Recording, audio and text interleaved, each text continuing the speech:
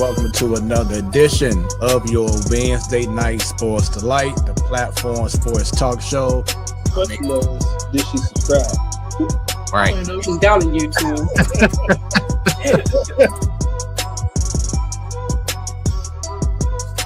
Representing from the Boondocks. What up, Jobo?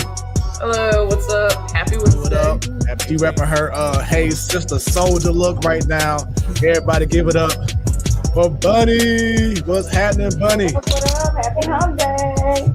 T-Bone, what's going on, brother? I'm back, and I don't know about better than ever, but I'm back. What is going on, party people? It is your Wednesday Night Sports Delight, the platform sports talk show. I am your boy Smooth. I think that may be on the highlight reel tape. And be glad that you are tuning in live along with the millions And millions. of the platform sports talk show fans on once again your Wednesday Night Sports Delight. Really? Or Brinks truck backing up in his driveway with There you go. 97 million. There you go. all you hear is this. Probably somebody who's doing something to give back and letting the next generation. Say straight. Don't have me tear up on here. Come on now, don't have me tear up. You know I get emotional. But People watching around the world, no pressure. And we already have our favorite fan, Ms. Williams, saying welcome, Brandon. Well, how are you? Hi, Ms. Williams. A guy who tried to give it his all and put on for the city. To be truthful, because like I said, I'm St. Louis die hard. The views of Smooth does not reflect the Platform Sports Talk Show or its sponsors.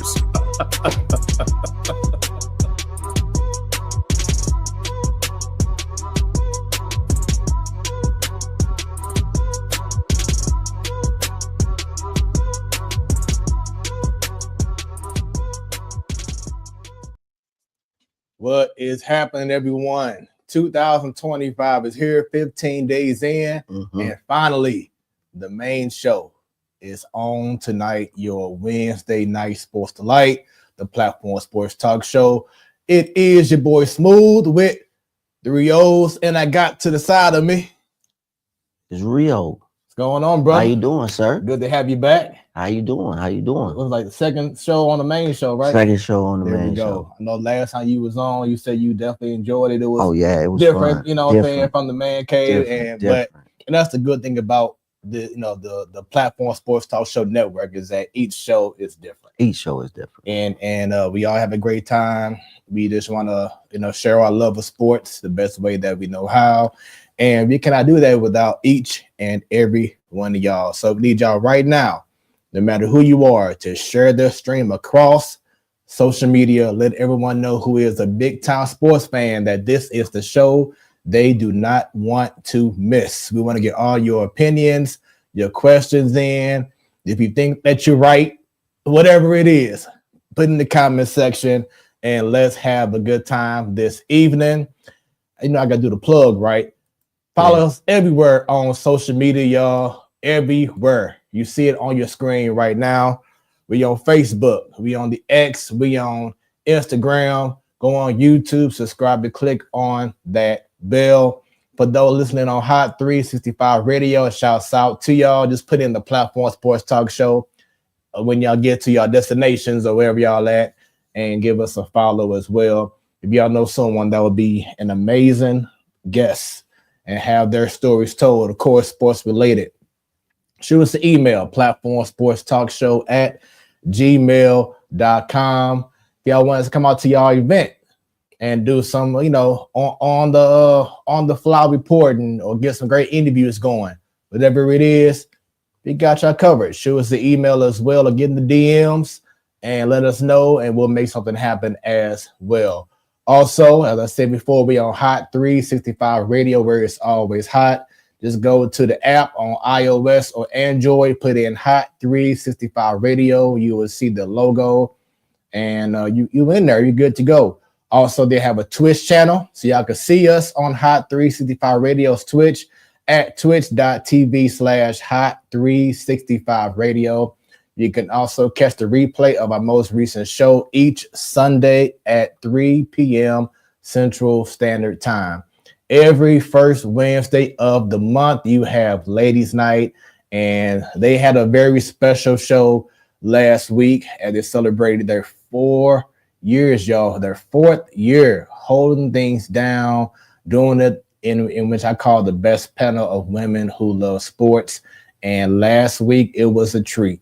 We had Kansas City Chiefs player Xavier Worthy's mother, Nikki Jones, on, and she truly enjoyed herself. Shouts out to Bunny, shouts out to Jobo, and to my SA Dub, my wife, Jayance, held things down. She said, you know what, let me come on in and add my flavor to it. So she might have to be a regular now. I'm just saying, she might have to be a regular. Well, you know, we'll see what's up. We'll see what's up with that. But wifey, I love you. Thank you for what you did and to enhance the greatness, which is Ladies Night. Every last Wednesday of the month, you have the man cave. So shouts out to the fellas. T-Bone, who, if y'all know, he just had a new baby in the family. Yes, so new addition. He'll probably be gone for a while doing his thing, but congratulations to him and his wife, his family. Shouts out to Stan and the host, to Sadal, to Craig Black, and of course Mario. He just fitted in perfectly with the man cave, and now he's doing big things in regards to the main show as well. And for those who wanted to have a discussion or see a great show that's outside of sports, you have Smoooth Conversations. Yours truly be holding things down. Started with Guy Torrey, and it's just been blossoming and being a blessing. And it's just about having great people share their stories. Everyone see what's going on in front of the cameras or on social media or whatever it is, but they don't see the journey that it takes, you know, from this point to that point.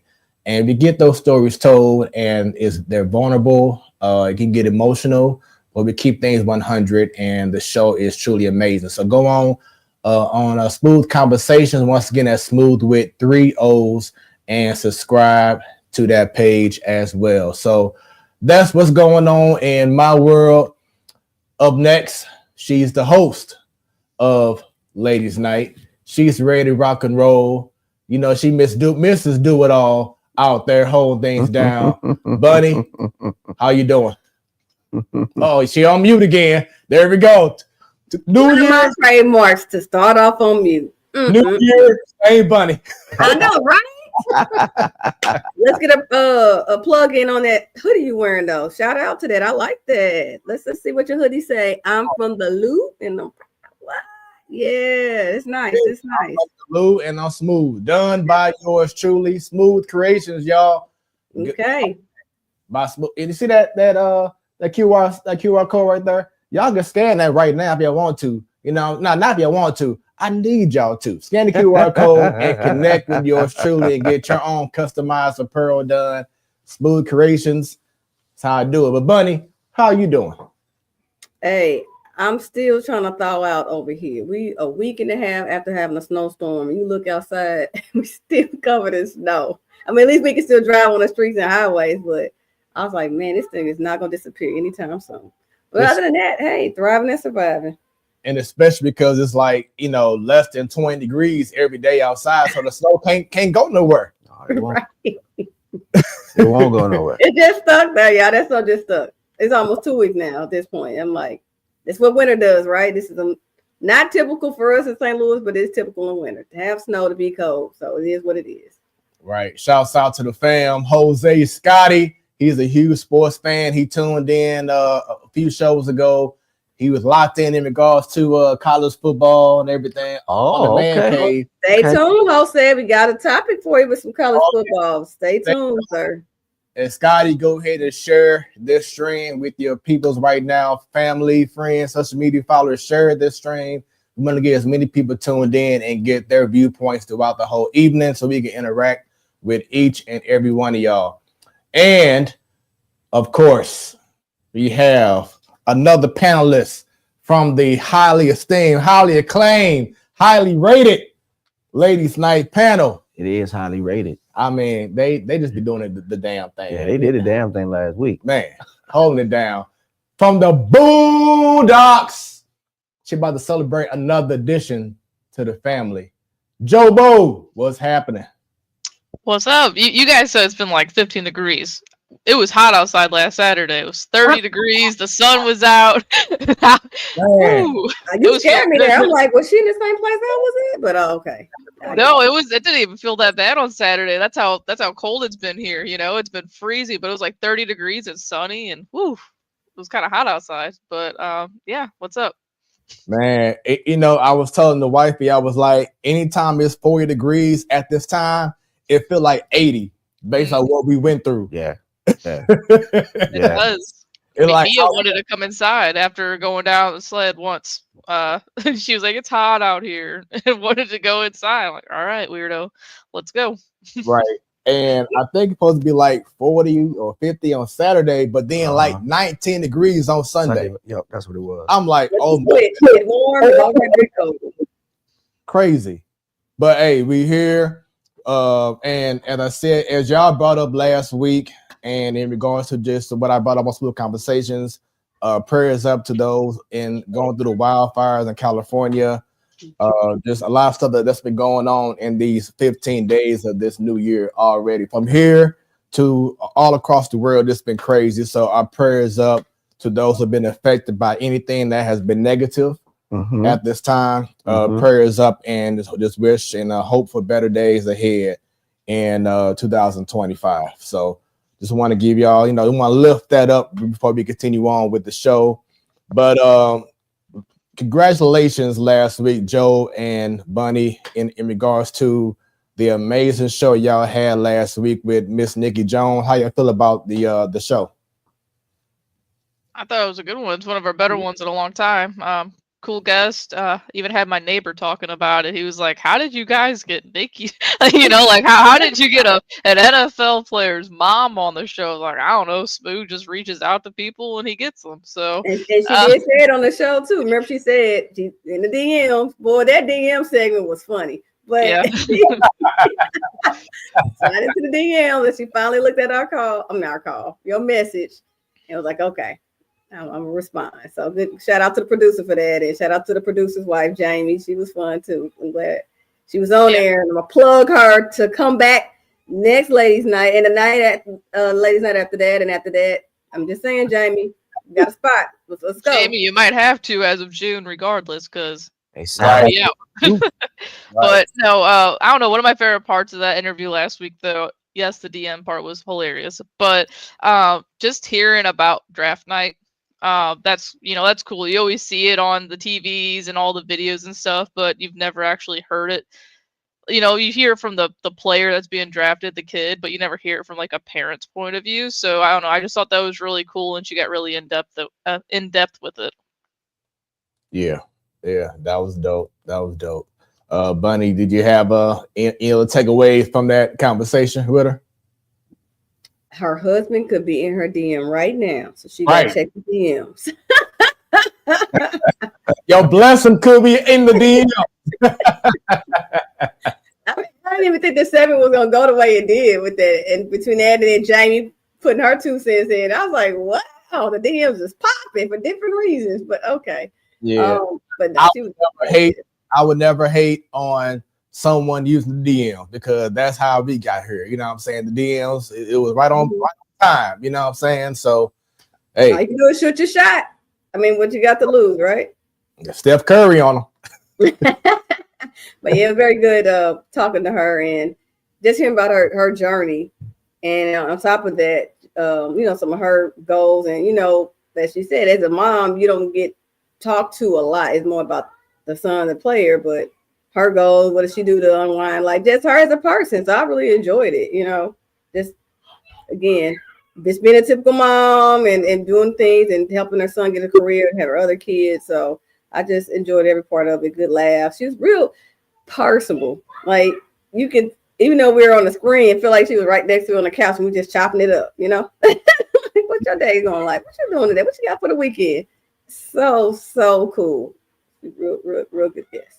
And she was asking me before, she got on, like, what topics will y'all be discussing? I'm like, well, see, this show is different. We don't have like no just set questions going on. It's a straight conversation. It's like girl talk. You know what I'm saying? For y'all, anyway.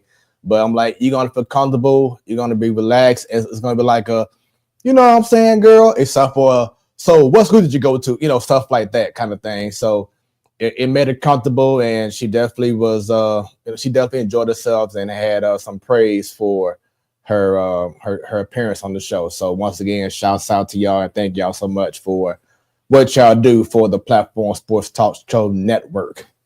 Yeah, and I feel like we lied to her now because we were trying to tell her how to bundle up this weekend in Missouri, hand warmers, this and that, and it's probably not even going to be that cold at the game. Right. Maybe to her it may feel like it's cold, coming from that Fresno weather to ours. True. Yep. All right, so let's get right into it. I know the people are waiting to talk about some things. So, you now have my attention. Bunny, let's go and start with you. What has your attention? Well, what I put in the chat the other day, my comment to the chat about Coach Prime getting knocked on the door and said, hey, we got a head coach position in Dallas, them Cowboys. Yeah, I'm still waiting for my cameo from the Man Cave Zone. But, I'm just saying that has my attention because I was thinking he'll listen to the offer. Would he take it? And it's like, okay, let's just say in a long shot, Shador gets drafted. But about Shiloh, though, he's coached his sons their collegiate career, but in the pros, he won't be able to do both. And then, he knows how more complicated it is on NFL level. But, of course, he gets up for the challenge. He's proven his naysayers. So, I don't know, though. Because I like how when I see the snippets of him still holding these college men accountable and still help raise and groom some of them to be, good men. And I know we won't be able to see that as much on the professional in an NFL team, but that has my attention though, because I'm trying to see which way is he going to go. So I can poll that to y'all honestly if you want to talk about it real quickly. Oh yeah. Yeah, and that. Y'all think he's going, or you think he's gonna stay in Colorado? I'm gonna be honest, Bunny. I the only way I could see him going is if it's on his terms. Right. It has to be on his terms, and I believe that, and we all believe this. I mean, Deion he's been a face. He's done it. He's done it collegially. He's done it professionally. He's done it as a human being as a whole. And he's not a puppet. Mm-hmm. So Jerry Jones, if you're asking this man to come in and be the coach of your team, it's like saying, hey, what is it that you want? What is it that you need to be successful? I will give you everything that you need. I will step back and be what I'm supposed to be, which is an owner of this football team. Mm-hmm. And I believe that's the only way I think he would accept and do the switch is if he can get everything under his terms. Got an interesting comment from Scotty. He says if Shiloh wants to stand out in the NFL, he is going to have to switch positions. He thinks he'll be a great linebacker. Very interesting. I didn't see that one though. Okay, Shiloh being a linebacker. Is he big enough? Right. I think he's kind of small though. Kind of small to be to play a linebacker. Even if they beef him up, he can't beef up that much to where he could. I mean, call me if I'm wrong. I never played football, but from what I see, all the great linebackers, even the good ones, you got to be a little bigger. Right. But yeah, just to add on to what Rio said, I agree. Like Jerry Jones has to be like, you know what, Deion, I'm gonna fall back on what I was doing in the past because I want to win. And I know that you want. I mean, I'm not saying that McCarthy didn't want to win, but Deion's a different breed. Yes, very. Like, he's a whole brand. Very.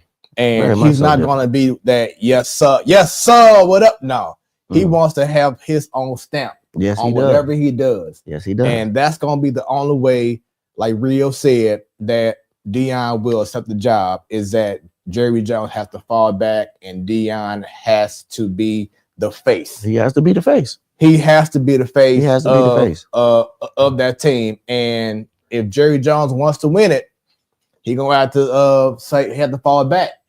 Sorry, y'all. His ego's too big for that. You already know that man. That man has to be literally in a coffin for him to fall back. He has to be. There's no other way around it. The man is old now, and he's still so hands-on. He's always been that way. What would change now? Hey, look. Not. He does not want to relinquish that. His ego. Come on. I mean, time is ticking. You know what I'm saying? He ain't in the coffee yet, though. Time is ticking, but he could be ticking for 10 more years, for all we know. But yeah, I mean, like I said, if he wants to get back to where he was back in the 90s, he has to put his pride to the side. And every man gets to a point in life where you have to put your pride to the side. And over the last 30 years, he hasn't done it. But maybe it's time. That's why I'm like, what will make him do it now, y'all? I'm just saying. Unless he's on his deathbed, and he's not. I think now he knows what it feels like to win. They would have been the most dominant team. Well, he did. They would have been the most dominant franchise of the 90s if he would have just let Jimmy Johnson continue doing what he was doing. Mm-hmm. But yet and still, he felt as though he wasn't getting enough notoriety for what was being done.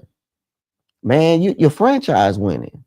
Your team's winning. What more notoriety do you want? And people aren't going to like this, but as much as St. Louis hates Stan Kroenke for what he did, he allows his guys to do their jobs. Yes, he does.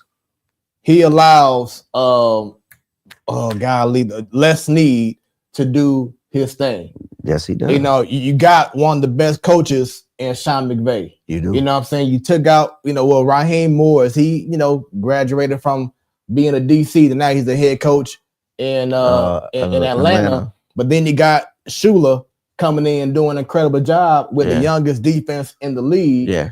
You know what I'm saying? So it's like, Stan Kroenke did some bad things in St. Louis, but he's still smart in knowing how to run his organization. Same thing with the Nuggets. You know what I'm saying? Just won a championship 2 years ago. Yeah. He knows how to at least run an organization without him being like, I'm going to make the changes and trade this guy away. No, he's allowing the guys to do their job. So that's one thing I will respect is that he knows how to conduct business better than, in regards to running a program, better than Jerry Jones. Yes, he does. If only he did that when the team was in St. Louis, though, because as soon as they went to LA, that's when he started acting like that. and everyone knows, you know what I'm saying, that he didn't want to bring in the best of the best while he was in St. Louis because he wanted to move to LA. Everyone knows that, you know what I'm saying? We all know that Jeff Fisher wasn't the guy. No. But he knew that he wasn't going to be more than 79. He knew it. He knew that, you know what I'm saying? Yep. What he wanted to do to get the Rams out of St. Louis, and as soon as that happened, after 1 year, all of a sudden, now you want to make these trades. Right, and fire the head coach because Fisher was on the transition from when the Oilers went to Nashville, became the Titans, so he was with that, and so that's why they made sure he was in St. Louis to do with this transition because he got experience in it. Unfortunately. Yeah. All right, so Jobo, what has your attention? Well, I was really random last week and brought up the WWE, so I'm gonna go back to what I know. And baseball, winter. What is it? Not winter meetings. What is it called in St. Louis when the winter warm up? Winter warm ups. I'm blanking. I don't know. I feel like there could be a lot of interesting quotes that come out this weekend. I know Katie Wu on Cards Territory with Trevor Rosenthal talked about it on the episode last week. No one's really heard from Mo most of the offseason, so it'd be nice to get some quotes from him and DeWitt and see some of the guys. Just like Sonny Gray and Wilson Contreras were late additions to that. So I don't know. We might have something more interesting to talk about baseball related for locally next Wednesday whenever we get some quotes and whatnot and see what's going to happen with this team this season, because they're acting as if Nolan Arenado is the reason why nothing's been done. They haven't spent a single cent this offseason yet, so I don't know. I have a feeling we'll probably be annoyed with some comments this weekend, but I'm intrigued and I'm excited about it. So I'm gonna save my my part in regards to the Cardinals segment. So stay tuned on that. Rio, what has your attention? I guess I would have to go with the 7-game suspension for Mr. Jimmy Butler down there in Miami Heat world. I guess the smoke has finally cleared between him and Pat Riley after they sat down and had that nice one-on-one between one another. And Jimmy said it's time to go. Mm-hmm. And as we all know, Pat Riley don't believe in holding on to players if you don't want to play for them. So he's gonna find Jimmy a new home. I'm pretty sure he is. Yeah. Now the question is will it be a destination that Jimmy prefers, or will it be something that Pat Riley gonna be like, well, you don't want to be with me, but why should I please you? I'm gonna send you to this team. And that's the downside of saying you want to be traded. That's the downside. And then you think about it, because Jimmy Butler is like 30-something years old. Mm-hmm. He says he's still in his prime. I don't believe it. And whatever team he goes to, will that team want to sign him to a longer extension? I don't think so at this time. No, not at 30. Not at 30. I could see maybe 2-year deal, 3-year deal, something like that, a couple of million. Big time deal, no. Now you say he's not in his prime, but he's still not washed up either. 2 years is still too, like, okay, he gets traded at the deadline. By the offseason, he's going to be looking for somebody to give him a longer term. All right. And of course, with the collective bargaining and him being a veteran, he has to get minimum, so many years in his contract, whatever. But he's still valuable. Now, again, last couple of playoffs, injuries. So now you're looking, okay, he has a lot of mileage, but he's still valuable. It's that whole, I don't want to say, he doesn't seem like a toxic player in the locker room, but you got to look at the track record. Look, when he was with the Chicago Bulls, it was okay. Then it went left. He was with what? Was he in Philadelphia? 76ers. And it's always something. It's never like he's leaving just because he's a free agent. It's always something. And that's kind of how I felt with Hart. It's like, okay, y'all went to a couple of teams saying this, and all of a sudden you keep hopping around. Look at you. You're the problem. Like, seriously. So, yeah, he's not washed up. Get some good life out of him, but you can't expect him to play no more than 50 games a season. So you want your return on investment? We can't call it load management anymore, but expect him to get him beginning of the season, let him take his unofficial break in the middle, get him right before the playoffs, and he can help your team go a little far. Now, that personality may clash with people, but you got to trade off sometimes if you're trying to get better as a team and go in the playoffs. So, and Jimmy Butler is 35 years old. Still not washed up. He got mileage. I didn't say he has mileage, but right. He's not washed up. So what has my attention? A couple things. One, I'm gonna say the Blues. Joe Ball, I know you like what? But of course, they have Jim Montgomery. He's been coaching the team for about a month or so. And he brought up something recently after the game, not the one they had yesterday where they won, but prior to that against Columbus. And he said something that was like, man, that's crazy that he, recognized that and it hit. He said that this Blues team doesn't fear losing. And I said, wow, that's deep. Which is telling, because Joe, they haven't had a 3-game win streak all year. So it's like the players, they're not consistent enough to win. And that's what he's trying to get out of these guys, is that you have to fear losing. Like, I don't want to lose again in life. Yes. That's the kind of mindset that you have to have as a player. That's what he's trying to instill. The thing is Joe, and you can answer this question, since you are the hockey, a person on the show more than I am. But do you feel that we have the roster of guys who have that mindset of fear of losing, or does that need to improve over, the next couple of seasons? No, I mean, I think we're closer than we were last year for sure, and obviously the year before that. Um, but I don't know. I think next year is probably more of the year. We got a better roster, a better mix of guys. There's just I don't know what it is because at first I was like maybe we need more defensive players at the deadline. Maybe Army will pull something off there, but I think our defense is kind of good right now. I mean, Nick Letty's hurt, but defense has been great. I mean, Pareko's having a great year. So and then Broberg, he's been great, but offensively, I mean, me and Brendan counted this up a couple nights ago. It's like they have like 5 to 6 guys that have double digit goals. So it's kind of mind boggling or just like a head scratcher. Like what's the issue with this team? I mean, obviously Bennington and Hofer, they went through a stretch there where they both gave up like 4 to 6 goals back to back nights.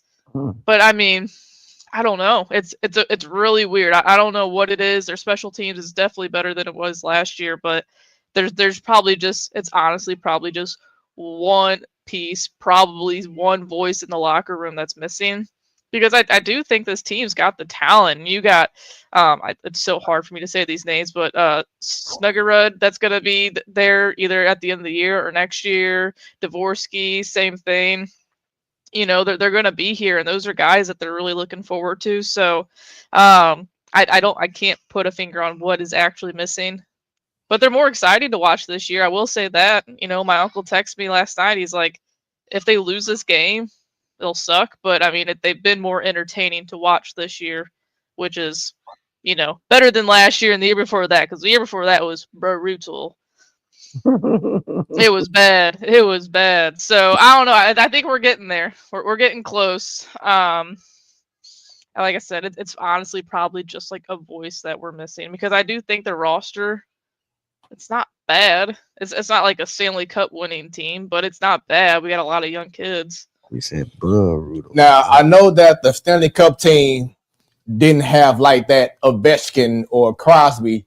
There are more, pieces came together and they won it.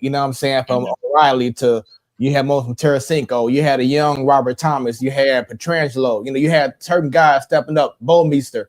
Do you feel that this roster, of course, every team would want to have one, but do you feel that that's what's needed at this time is to have that guy for them to, be better than what they are right now? I honestly think guys like Thomas, Kyrou, and Holloway are there.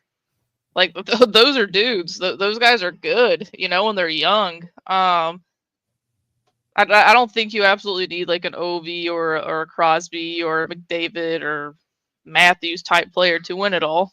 Only 2 of those guys that I named have actually won anything. I think it's more so like when you look back at the 2019 team, the Bowmeisters. Those are the types of guys that you need on the team, and I don't think we have that like big time. Hi, Miss Dub, you're late. Hello, welcome to the party. I was waiting for Smoooth to like pull a trick on us like he did a couple years ago. I ain't doing that no more. Okay. But I don't know, just like that gritty veteran that's been around the league for a while. It's weird to say Parayko is almost there, but I feel like Parayko, he's almost there to that level. But I don't know. I think we got the guys like I mentioned, the Kyrous and stuff. Those are like the Vladdies and the Shorts of the 2019 team. So I don't know. And like even Neighbors has been great this year. He's been super fun to watch, and I feel like we barely talk about Buchnevich.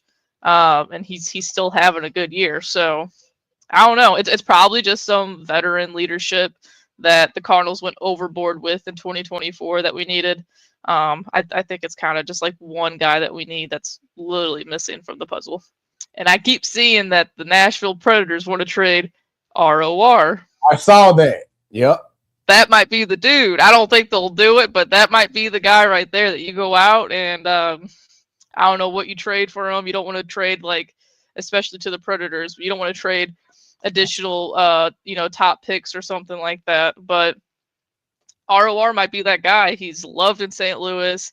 He definitely had a great career here. As soon as he got here, he won a cup. So I don't know, maybe someone like that. Again, it doesn't have to be some big sexy name that's missing from the puzzle. It just, even though ROR in my eyes is very sexy, but but no. So I don't know. I think he'd be like the perfect guy. Something like that to add to the mix again. So second, in regards to what's on my mind, you had my attention. Missouri Tigers. Last night, and my wife can contest because she was sitting on the couch with me. Last night was an emotional game. They faced off against number 5 Florida Gators. This is the men's basketball team. And throughout all the terrible officiating that happened at that game last night, because it was terrible, like Mizzou was like 0 for 8 in reviews. The referees was trying to find a way to have Florida Gators win that game. And Mizzou pulled it off. This team is, I believe, 14-3. They are 3-1. Their best start since they've been in the SEC. It's their best start in the conference. This is a team that Dennis Gates has been 1.5. Last year, I'll say it's a mulligan. He brought in some transfers. It was just the wrong guys. This year, he got this 7-foot, 295, just strong cop diesel brother at center. He got some athletic, tall guys like 6'9", 6'10". You got point guards, you got shooters, you got guys who play defense. He has athletic guys, and he got 2 cold white boys that can shoot at that thing. This team can be a very scary team going into March. I'm liking their chances. Not saying they're gonna win it all, but I'm saying is that this is the team that I've been waiting to see at Mizzou. You got a guy in Mark Mitchell. He's like 6'8". He can play inside. He can play outside. You know what I'm saying? You don't have this stationary guys who can just do one thing. Okay. You got guys who could do multiple things, and they have a deep bench as well. Okay, so that's Dennis, key. so Dennis Gates, he like Dion. He coming. You know what I'm saying? I'm liking what I'm seeing because sometimes it's hard to judge off of a non-conference schedule. Yeah, true. Because like coming into the conference, they were like 11-1 or 11-2. Lost to Illinois and lost to Memphis. Games that they should have won. So, but you like, okay, well, do they really measure up? And now the SEC, in which people aren't, well, maybe they are, but I'm gonna go ahead and say it. SEC basketball right now is greater than SEC football. You have teams that's like, I think you got maybe 10 teams that's in the top 25 right now from the SEC in basketball. So they're deep. You do.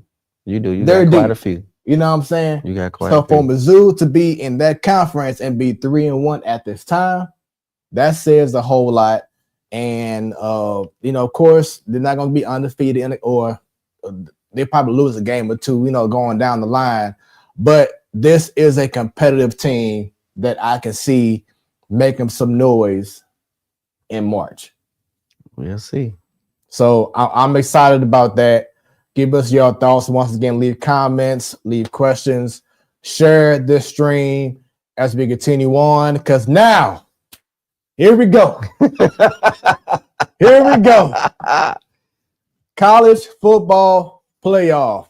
So, what better than to begin this portion, this segment of college football, than to have someone who loves college football, loves football altogether, but who greater than to have someone who wanted to be on the show but couldn't give his point of view.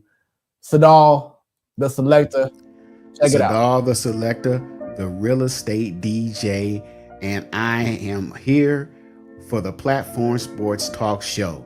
Now, obviously, you're watching this video. I couldn't be there. I'm on assignment, but I didn't want this moment to pass up to talk about some exciting football action that we had over the past few weeks, starting with college. And you know what I always say, college football is played better in college. With that being said, it was an exciting season, unpredictable. All of the teams there wasn't really one team that was dominant the whole season, including Oregon. Yes, Stanton. Even though they were undefeated, they did not disappoint me in failing, in choking, like they always do for the past 15 years. Tried to tell you, but we'll get into that next week on the Man Cave. But anyway, as for the college football playoff, now this was the first year of the expanded playoffs to 12 teams, and brackets were set. That was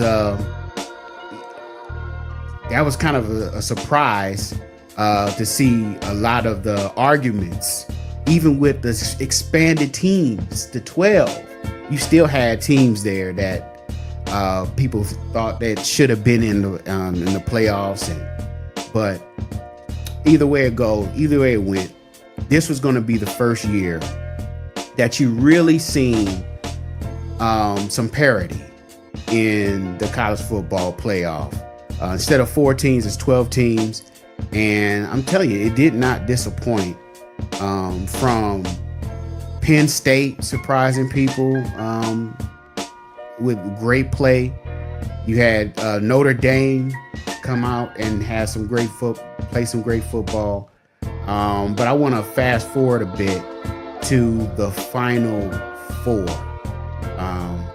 You had in the Goodyear Cotton Bowl Classic, you had Texas versus Ohio State. What a game, man. What a game that was. And then for the second game in the Final Four, you had Penn State and Notre Dame in the Capital One Orange Bowl. Great game as well. But going back, want to talk about Texas and Ohio State. Man, one for the ages there. It went back and forth the whole game, but Ohio State pulled it out at the end, including that big play by Jack Sawyer, defensive end. He had that big sack, scoop and score over Quinn Ewers, quarterback for Texas. Now, coincidentally, Quinn Ewers and Jack Sawyer were roommates when Quinn was quarterback for the Ohio State when he was a freshman. And so they were old buddies going in. And for Jack to have that big a play to change and impact and just pretty much end the game for Ohio State was huge. Not only that, that play, I believe, is going to go down in Ohio State lore. I mean, the guy is not going to be able to pay for anything in that city for the rest of his life. I mean, he's a legend. He's an instant legend for that scoop and score. I think he ran for about 75, 80 yards for a score. Seal the game. Man, awesome game there. And then going to the Capital One Orange Bowl. Yeah, Penn State and Notre Dame. 2 tough teams. Great game. Notre Dame pulled it out in the end. Riley Leonard, the quarterback there, he's a dog. I mean, plain and simple. He finds a way to make a play when the team needs it, and he's a great leader. And of course, Marcus Freeman, head football coach for Notre Dame. Now, Marcus Freeman has made history. He is the first black head coach in Division I football history to lead his team to the national championship game. So, needless to say, I'm going to be rooting for Notre Dame in that one going in. So, the stage is set. This coming Monday, you have Ohio State versus Notre Dame. National championship game. Should be a good one. Now, my prediction for that. Now, I am rooting for Notre Dame, But if I was to be honest with you, I think Ohio State got this, man. I think Ryan Day and that whole team wants to be vindicated from that loss of Michigan and quiet all that talk of Ryan Day needs to be fired and get that national championship, bring it home. And I think that's what they're going to do, hoping for Notre Dame to win. But I think Ohio State's going to pull it out. And so that is my thoughts on college football and the college football playoffs. All right. So thank you very much for that wonderful review, predictions, breakdown from Sadal. So let's talk about right now y'all thoughts in regards to the overall format of the college football playoff. First year that they having 12 teams. This the bracket that you see on the screen right now. Bunny, do you feel that the college football playoff system like this is what's right for the game? Yes, it's similar how they do the bracket for March Madness. You know, you put the 12 teams, which I think is more than enough to help determine who is the official college champion. So yes, I think they did a good job. I know there were some, people upset because you know how SMU was in it, and then they got their butts whooped, and then people are complaining like, oh, they shouldn't have been there. Look at Arizona State. They didn't really, play other competitive teams. But then Oregon played number one in the country and got their assets whooped. So with that argument of the strength of schedule, that does need to be determined, but that shouldn't be the only, determining factor per se. Winning your conference championship, does that, be weighted like how you kind of do it with the college basketball side, where you get an automatic bid if you win your conference championship? That could be done here too, but it's still not going to mess up if there's a parity where you have a SMU type team or even Indiana type team and they get their butts whooped. Like that still won't fix it. So I think they got it right overall. Everybody is never going to be happy. We go through this every year between this March Madness and again, ultimately the true champion does prevail. No matter what road they take to get, they will prevail. So I think they got it right. And I like how they did it. So keep it going. I will say for me, I love the bracket, but there's a few changes that I would say for next year, especially because of what you saw, like you said, Bunny, with SMU getting blown out, with Boise State not even showing up, Indiana, same thing. There should not be a set ranking in regards to where the conference championship team should go. Like, okay, well, if you won your conference championship, you automatically get a top 5 bid. No, 4. Base it off of strength of schedule, because as we have seen, SMU, Indiana, and Boise State, they had great records during the regular season, but then when it came out to playing an actual real team, reality suck in. So don't reward these teams by giving them higher seed. Now I know SMU. Oregon though is going to counter that though. Number one in the country undefeated and got their assets whooped. But what can you say about that? And but also it goes back to strength of schedule. They only had one tough game all year, and that was against Ohio State, and they barely won that game. You know what I'm saying? So it's like you have to look at strength of schedule, because that is very important in regards to determining who are the best 12 teams. But we go through the same argument with March Madness, y'all. We go through this and that's a lot of more teams. I understand. However, when the seedings, they're like, well, that person's strength of schedule is higher, but they're coming in as a number 6 seed or that's a 12. It's like, okay, I said whoever is the true champ is going to prevail no matter what road it's taken. Hard, easy, they're going to prevail. Everybody's going to eliminate themselves who doesn't belong. That's how it is. Now, second is that after the first round, there needs to be a reseeding.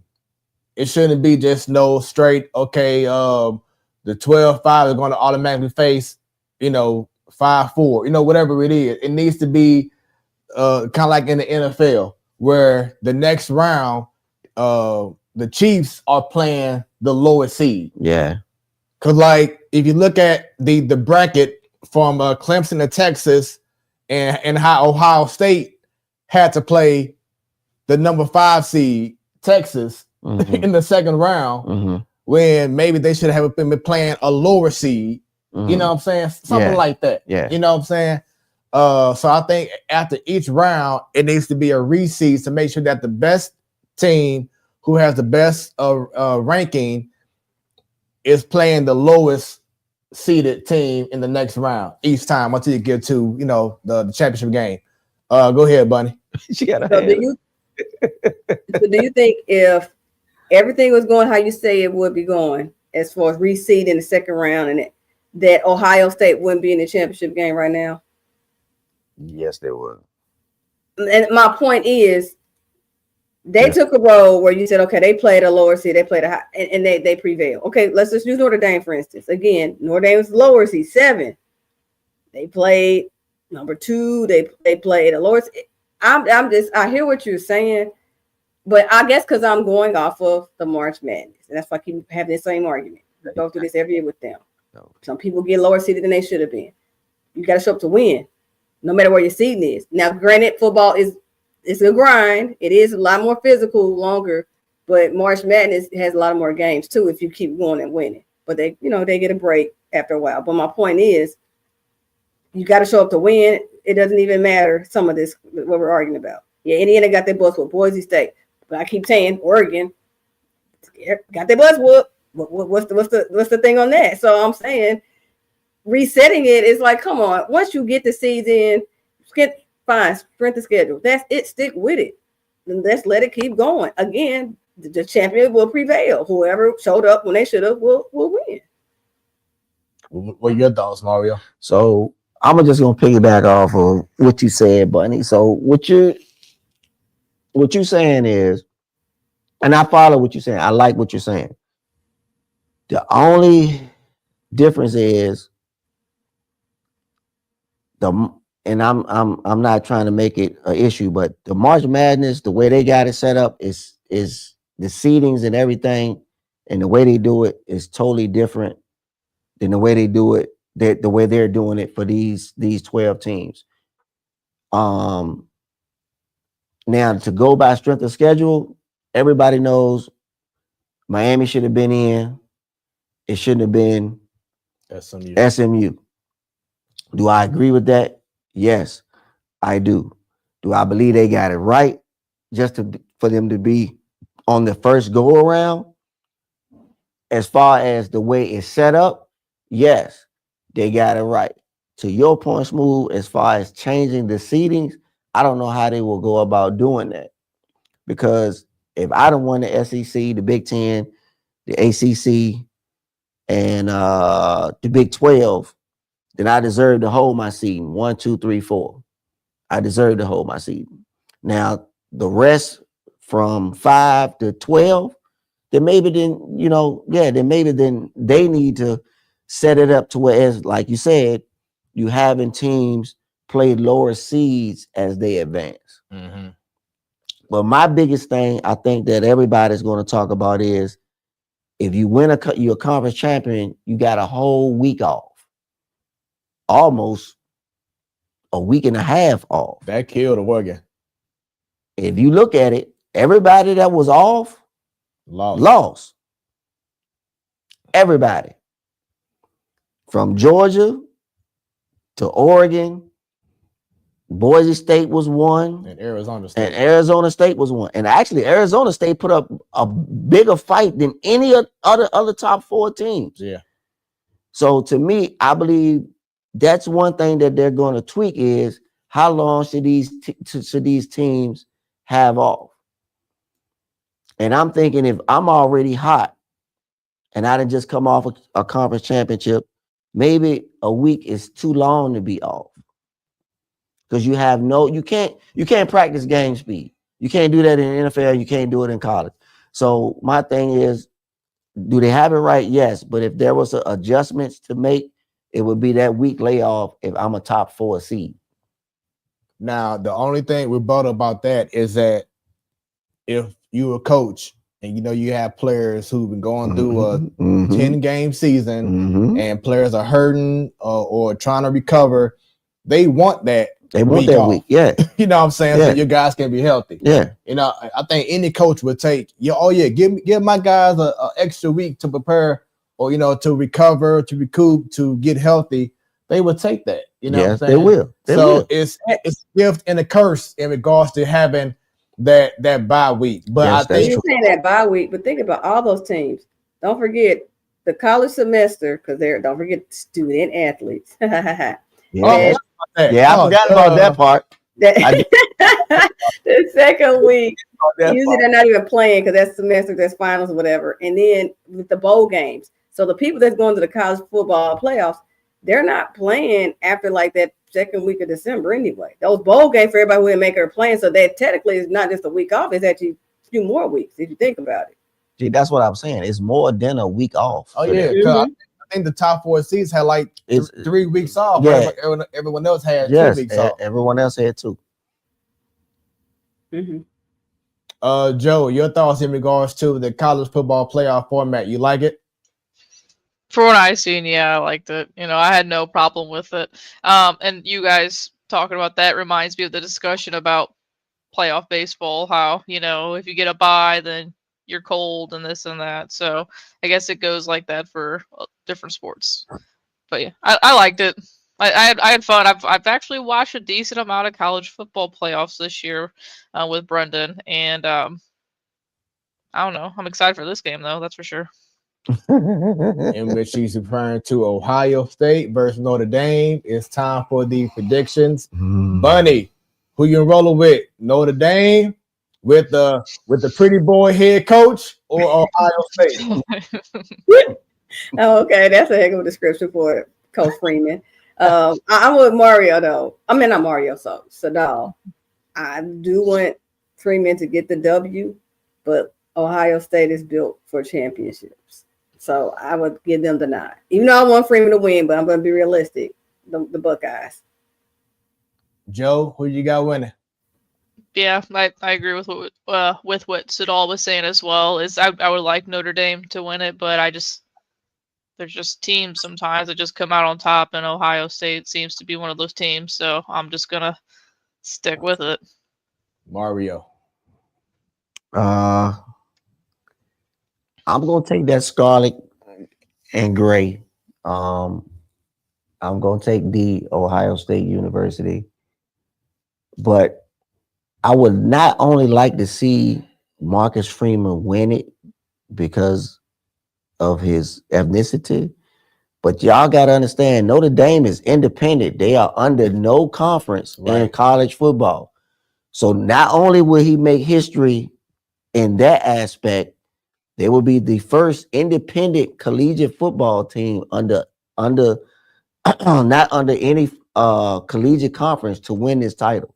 So I was kind of leaning towards them, but the way Ryan Day's team been playing these last few weeks, I have to go with them. Plus, he has a lot of pressure on him. Like Sadal said, we've been talking about it all year.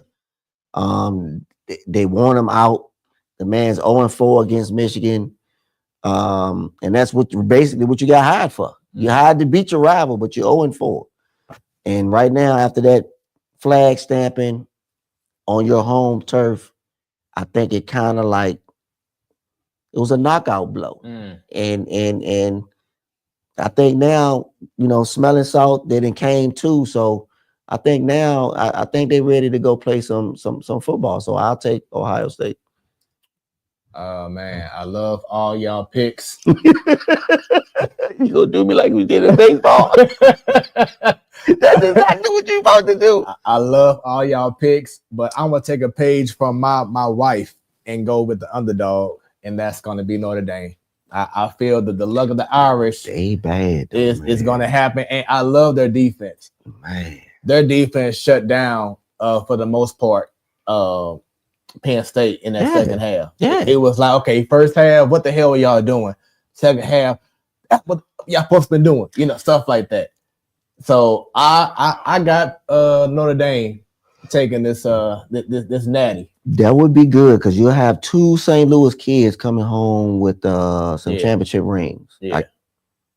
So that is who I am rolling with. So give us, everyone who's tuning in right now, give us your comments in regards to who y'all have winning the natty on Monday between Notre Dame and Ohio State. So we transition from college to the NFL, and you saw his video earlier in college. Now, Sadal, let's talk about NFL. Get into the second part of football, which is the NFL playoffs. Man, playoffs are here. This is something that as a football fan, I always get excited for, whether my team is in it or not. And my team happens to be in it, my team's in it. But we'll get into my team in a second here. But first, I want to talk about the wild card round of the playoffs, man. And it was wild, man. First, you had the Texans and the Chargers in the first game, and man, Texas came out to ball. Man, they wasn't playing around. CJ Stroud, my God. I mean, he's him. And they have that team playing inspired football right now. Chargers kind of surprised me, in particular Justin Herbert, man. He threw 4 interceptions. He threw 3 interceptions the entire season. 17 games, he only threw 3 interceptions. But in this game, man, he was just getting pressure up and down the field. I mean, big play after big play. You had pick sixes. You had everything going on. Everything was flying at him. I don't know what happened to Justin Herbert. CJ Stroud and them boys, they was on clicking on all cylinders in that one. They won 32-12 in that. Then you went over to the East Coast. You had the Bills and Broncos, and it started out really good for the Broncos. They scored 7. It was 7-0, and that's all they scored. Bills came out to play. Josh Allen and them and put it away. There's more I can say there. It was just 1, 2, 3 victory. Buffalo Bills won that one. That was automatic. And then you had the Ravens and Steelers. The old rivals.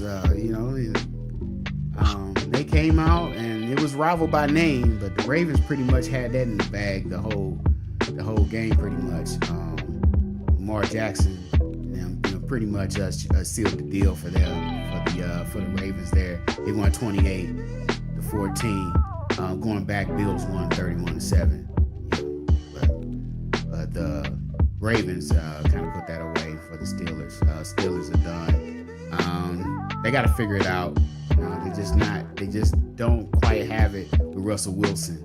I don't know what the answer is at quarterback, but may not be Russell Wilson. I think his good days are behind him right now. Going to the NFC, you had the Eagles and Packers, and the Eagles once again automatic put the Packers away. The Packers really didn't have it, and the Eagles, while they played well, I didn't really see them really dominate like they usually do. But they won nonetheless. They did what they were supposed to do and beat the Packers. Then you came down to the game that was really pretty much the game of the week. I mean, you had the Buccaneers and the Commanders. Now that was a close game. I mean, it went blow for blow, tit for tat. I mean, they was going back and forth in that game. But I'll tell you what, Jaden Daniels is a problem. He is a problem. This guy, I don't know he doesn't look like a rookie at all. I mean, he's going to be the offensive rookie of the year. That's going to be no question about that. But in the playoffs, you make your name in the playoffs if you're a player, man. And I'll tell you what, Jaden Daniels made his name. No, he basically took over that game at the end and got the Commanders a victory. They are really going to be a team to look at in the future. But for right now, they beat the Buccaneers. They're going to the divisional round. They won 23-20, and that field goal to send Washington to the final 8. The Washington Commanders off the upright, and it is in. They fight their way to the divisional round. Unbelievable! I know Craig Black was sweating all the way to the end. Like the field goal that win the game clunked off the side and in and made it. It could have went either way. He could have missed it or made it, but he made it barely. But yes, the Commanders are a team to watch. And of course, the Rams. Rams and Vikings. Man, I had my doubts about the defense, and because they are the second youngest defense in the league right now. And I was wondering how the young defense will respond with a first-year defensive coordinator and Chris Shula. Man, they put a whipping on Sam Darnold. Sam Darnold had no answers. He was looking left, right, center, and all he saw was blue and gold coming at him, man. 9 sacks, tied a playoff record. 9 team sacks for the Rams, including two corners that got sacks. That didn't happen since 1982, when you had 2 cornerbacks with sacks. So I mean, they were coming at him, man. I mean, the offensive line really didn't have an answer. And then the second half was they just kind of gave up. They was just kind of throwing the ball up and trying to hope to see what was going to happen. But it was a dominant performance. I thought it was going to be a close game, but I was pleasantly surprised that the Rams got it. And Matthew Stafford on the offensive side. Now, I still didn't see their best yet, but they did put up good numbers. I mean, decent in the first half. They really didn't do much in the second half. They really didn't have to, really. But they won 27-9. I really want to see them clean up their offense a little bit, be a little sharper, kind of spread the ball around. I mean, you had Higbee that caught the most passes in that game, and then before he got hurt again, injury prone. But if he's healthy, he's good, but he's just injury prone. And they only target Cooper Kupp one time. Great catch. Only target him one time. Got to spread it around. So going into the divisional round, I want to give you some of my predictions here. So going back to the AFC, you have the Ravens going to Buffalo to play the Bills. It's going to be a good game. I think this is the first time the Ravens and Bills have played in the playoffs, I believe. Nevertheless, I think the Bills pull this one off, man. I think the Bills go and beat the Ravens. They find a way to beat the Ravens and get over that hump and go to the AFC Championship game. I really do see them going to the AFC Championship game and beating the Ravens in that one. Then you have the Texans and the Chiefs. Now, I'd be a fool to go against Patrick Mahomes. I really would be a fool to go against Patrick Mahomes. So I picked the Chiefs in this one, but I will not be surprised if the Texans pull off an upset for the ages with C.J. Stroud, because C.J. Stroud is a guy that is different.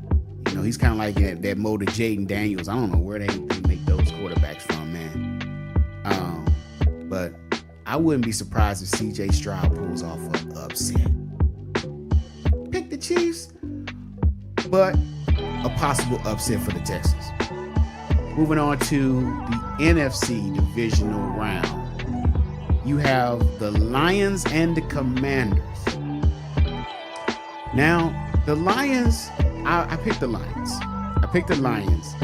But I think it's going to be a close game. But I think the X factor is the Lions offense. The Lions offense has been great all year. As good as Jaden Daniels is, I don't think he can keep up with Jared Goff and them boys. Only because the Commanders' defense has been shaky. You know, if it wasn't for the Commanders' defense, I think it'd be a lot closer. But I think the Lions pulled this off and win. And then you have the Rams and Eagles. Now I'm gonna tell you right now. Of course, I'm not gonna pull a Josh Stanton here and say all the Rams are gonna go to the Super Bowl. No, I'm gonna keep it real. I hope that the Rams win. But if you really ask me truthfully, I hate to say this, I think the Eagles are gonna win this one. I mean, you got the number one defense in the league, and you're already seeing what Saquon Barkley did to the Rams in the regular season. And so realistically, I think the Eagles will win. But I wouldn't be mad if the Rams won. Pull off a victory. The only way I see the Rams winning this game is if the Rams defense steps up, finds a way to contain the run, and contain Hurts, because he's a mobile quarterback. He's not stationary. He can move in and out of the pocket. If you can contain Hurts, you can contain the run from Saquon Barkley, and on offense, get it going, spread the ball around, make plays, you have a good shot at beating the Eagles. But it's a lot to try to do. But I think the Eagles are going to win, but I hope the Rams win. And so that's my realistic predictions for the divisional round of the NFL playoffs. And that, my friends, was my take on football. And I hope you got something out of it. You may disagree. Fine. Great. That's what it's all about. The Platform Sports Talk Show. You take it away, Smooth. All right. There we go. Another great breakdown and the predictions. So before we get into the divisional round, which goes down Saturday and Sunday, I want to take it back. Start off with the Rams game and the Vikings. I said this in the chat. I think I said in the Man Cave chat, but Sam Darnold just cost himself millions of dollars because of the last two games he had. One against the Vikings. One against the Lions, and really then lost. One against other day against the Rams. That's when he really lost it, though. He cost himself a huge contract extension because of what he did not show when it mattered the most. And now he might be the first quarterback to lead a team to 14 wins and not come back next year. Correct.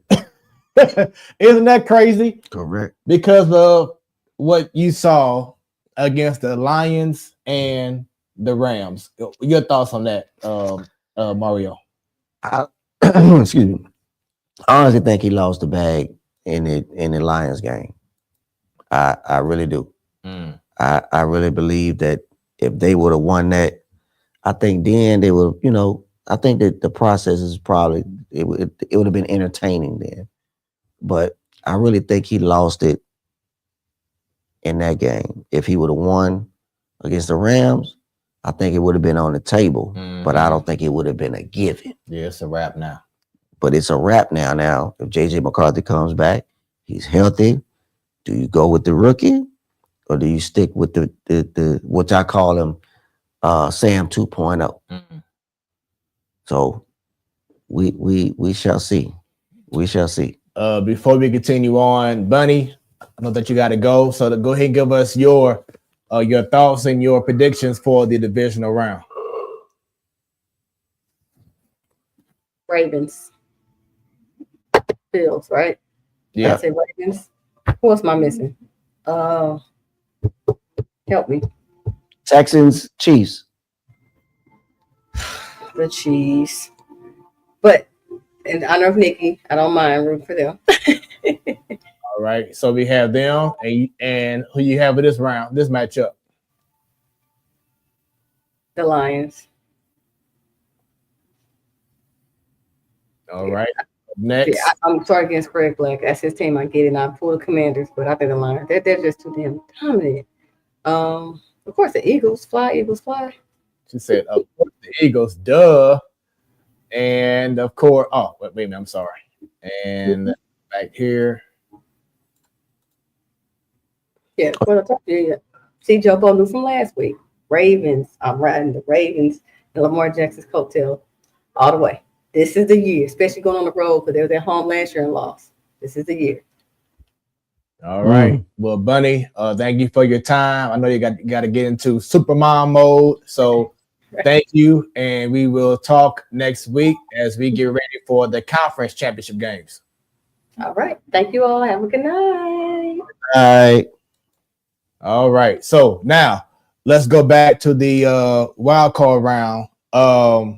Any concerns with Jordan Love and his role as a Packers quarterback? To me, nothing. I think he just needs more weapons in regards to the offense, in regards to receivers. You don't have like that true number one guy. But do you have any concerns in regards to him? I'll just have to go leadership. I just think that he has an upside, but it is like he like right there. He just he can't just take it to that next level. If you want to be an elite quarterback in NFL, you gotta prove it, not just to the league, but you gotta prove it to your fan base.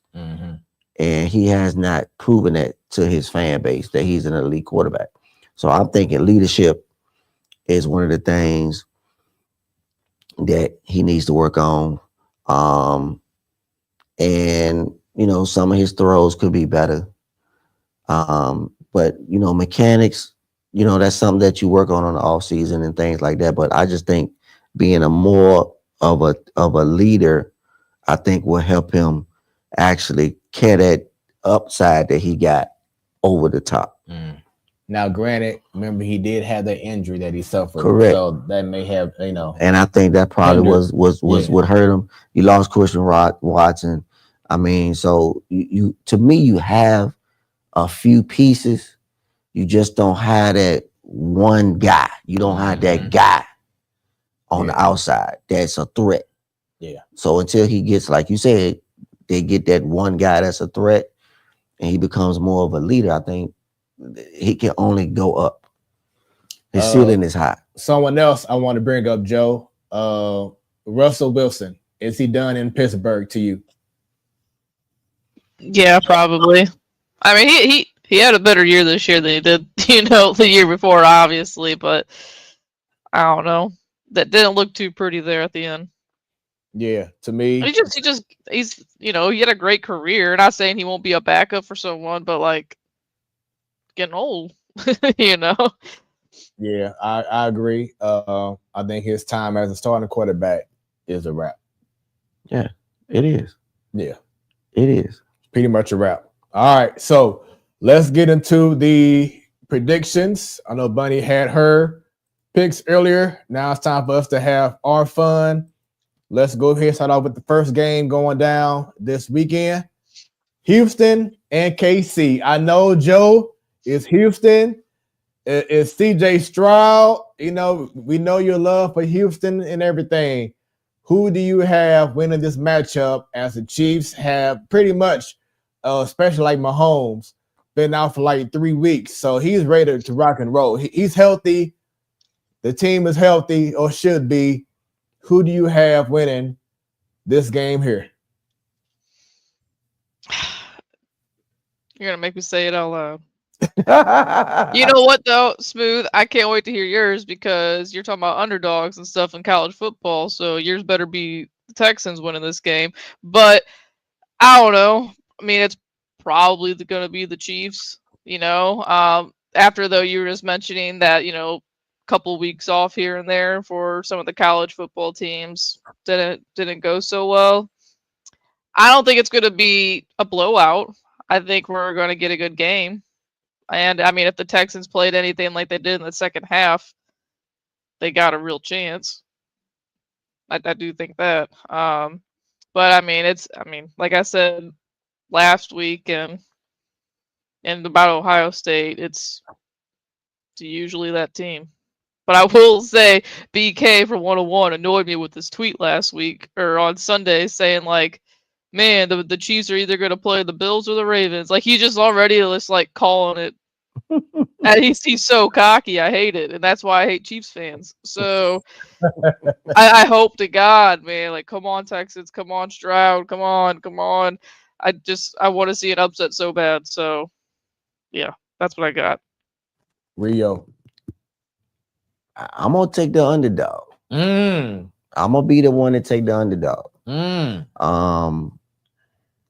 Kansas City has not impressed me this year offensively. Now, granted, yes, they were healthy. I mean, they weren't healthy. Right. You get all your pieces back, but you had all your pieces at the start of the season, and you still didn't look all that great. So maybe the rest is a plus for them. But I'm kind of like you, Joe. I'm looking for a good game. I'm not expecting a blowout, but I kind of, think this might be the upset that we need for the NFL over the weekend. This might be the upset that we might get right here, and that would definitely shake up the entire playoff field. Like every team might have a Super Bowl celebration before they even get to the conference championship rounds because they know, I ain't got to face the Chiefs. Woo! However, I know that's what's gonna happen though. However, Joe, my underdog only applies to college. NFL, it's a different ball game, and I've said this since last year after they won the Super Bowl. I said it during preseason. I said it during the season. As long as that man in red wearing the 1-5 is on the field and he's healthy, they are not going to lose. Also, what has carried this team all year long? Just the defense. It's been their defense. They have an incredible defense, and defense wins championships. Now, on the offensive end, you said earlier, they gotten healthy. Pacheco is back. Travis Kelce finally started playing better. We got a better ball. What's name at wide receiver? DeAndre Hopkins. They're loaded. What's name just came back too? The other wide receiver, Hollywood Brown. He sure did. So these guys are ready. Yeah, they ready. They're locked and loaded.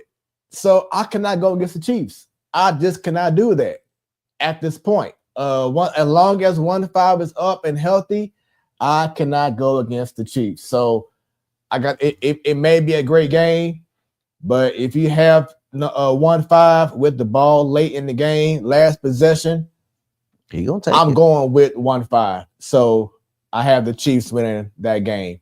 Up next, these are Saturday games. Commanders and Lions. You said during Sadal's video that this is going to be a great game, and I agree. This is going to be a great game. Who do you have, Rio? In Sadal's segment, he said that, he was worried about the Commanders' offense.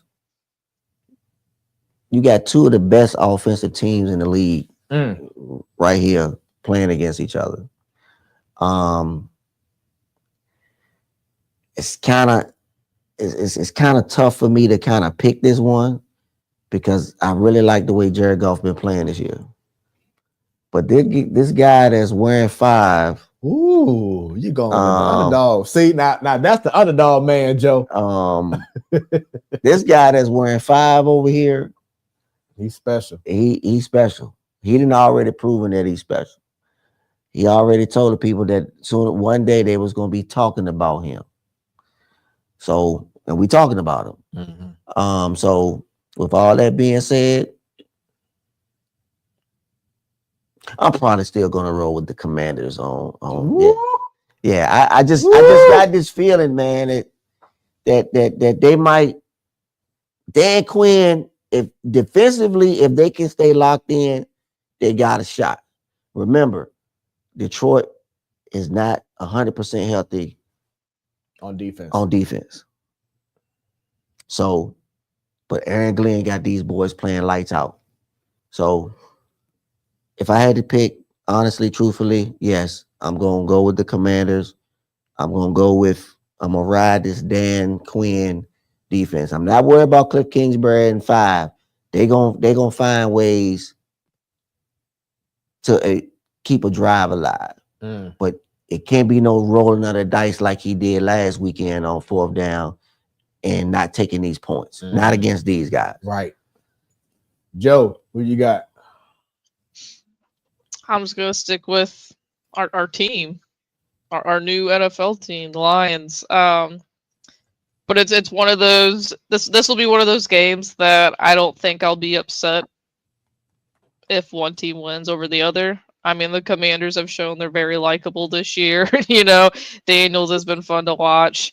I'll be happy for Craig Black, and whatnot. But I'm gonna go with the Lions. They got a taste of it last year. Being in the playoffs and winning in the playoffs, at least a game. So I'm gonna go Lions on this one. And as for me, as incredible of a season that Jaden Daniels has had, the Lions are going to prove that they had too much firepower. They do. So, and what I see is that, yes, they may score a touchdown or have a good drive, but it takes so long. It's a harder process to score if you are the Commanders. With the Detroit Lions, they can get up the field. It's like, okay, can you catch up with us? That's true.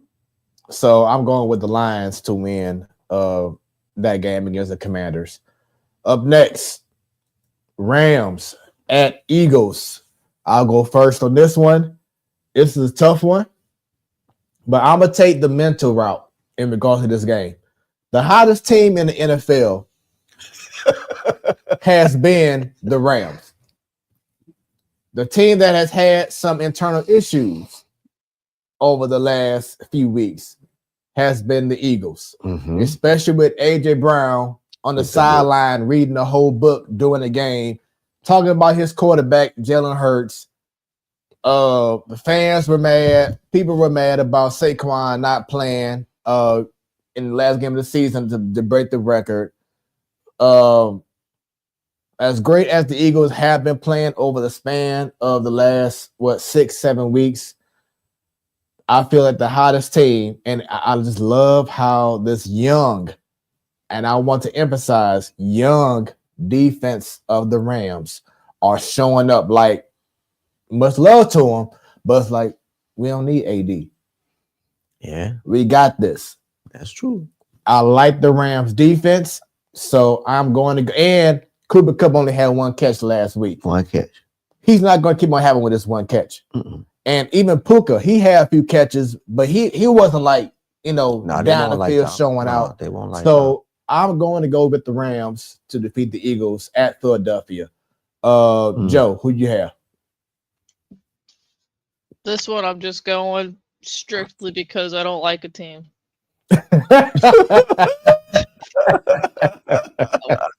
I can sit here and admit that the Chiefs are a damn good football team, and obviously, 2 in a row, blah blah blah. I just don't like the Rams. So I'm gonna go Eagles and Saquon, and yeah, all the bad stuff that's been going on, probably internally and reading books and stuff on the sidelines. And and I want to say no to the Eagles because of that damn Eagles fan that was all over social media for how he, whatever. But I'm gonna go the Eagles. All right, Rio. Oh, this is I love the Rams defense, and they led by 2 FSU players. I just had to throw that shout out there to my 2 FSU boys, Jared Verse and Brandon Fitz.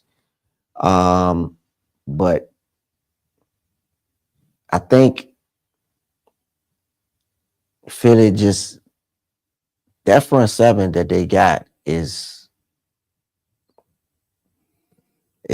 a monster. And it makes Saquon's job so much easier because they play field position. If you ever watch Philly play this entire season, they never really had really long drives.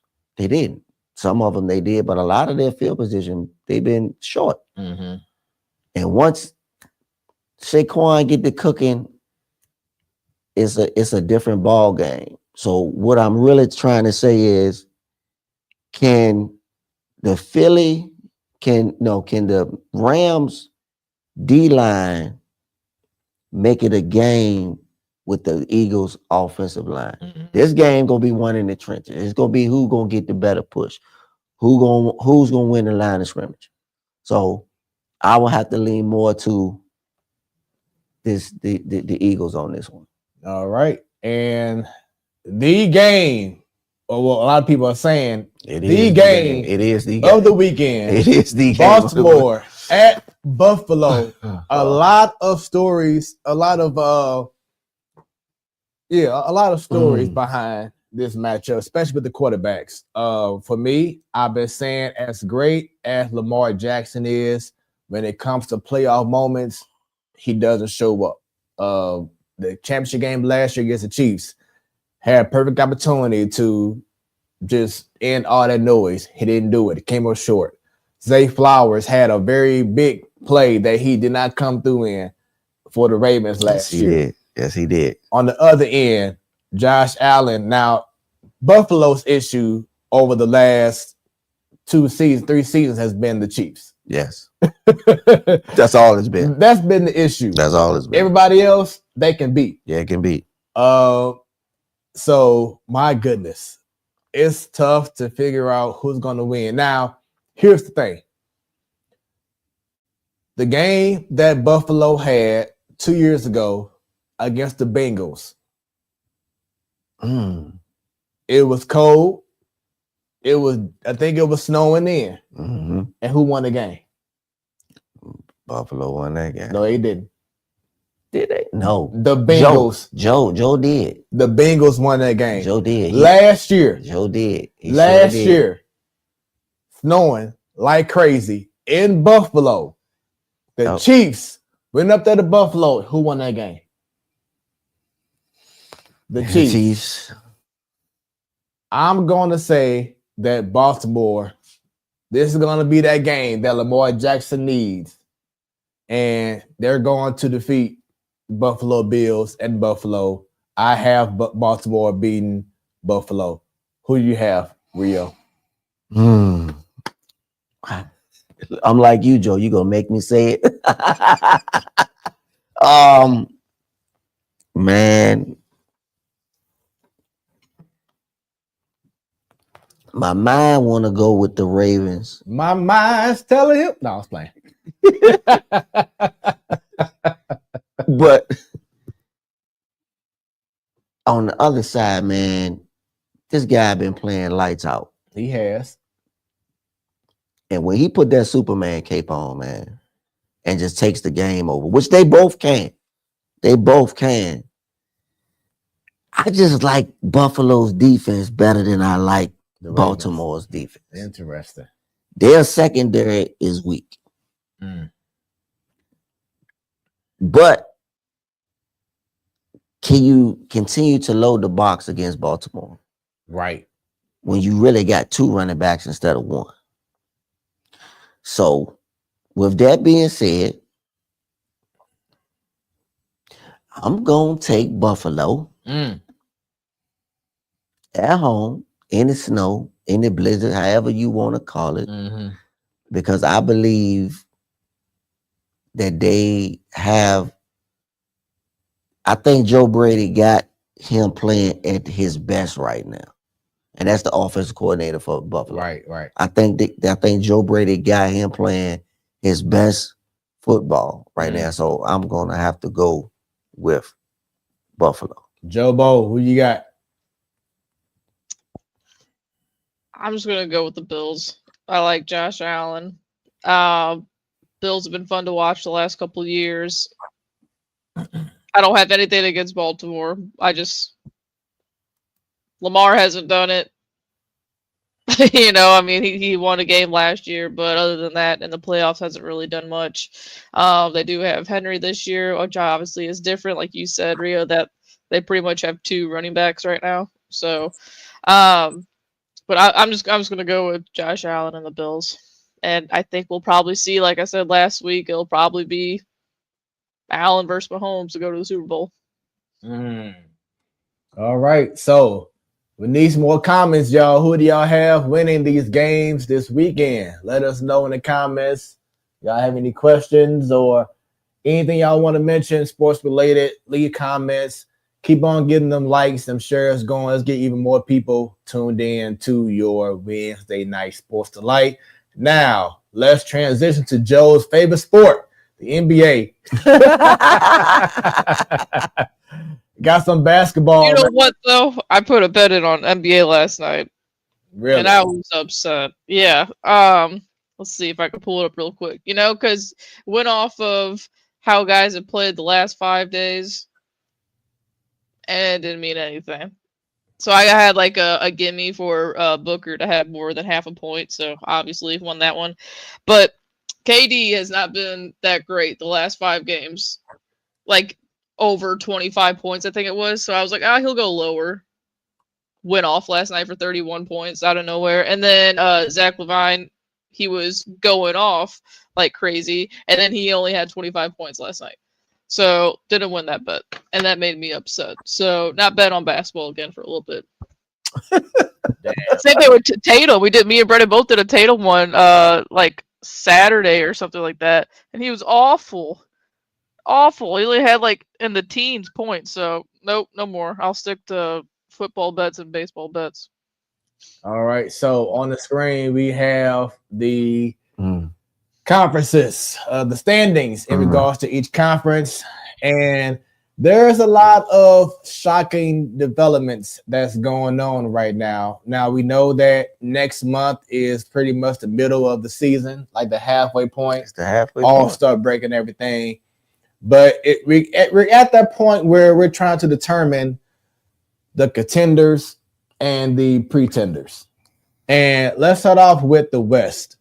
Number 1, OKC. And I had them going to the finals. We both talked. We said that in the beginning when we talked about it on the Man Cave. We both picked OKC.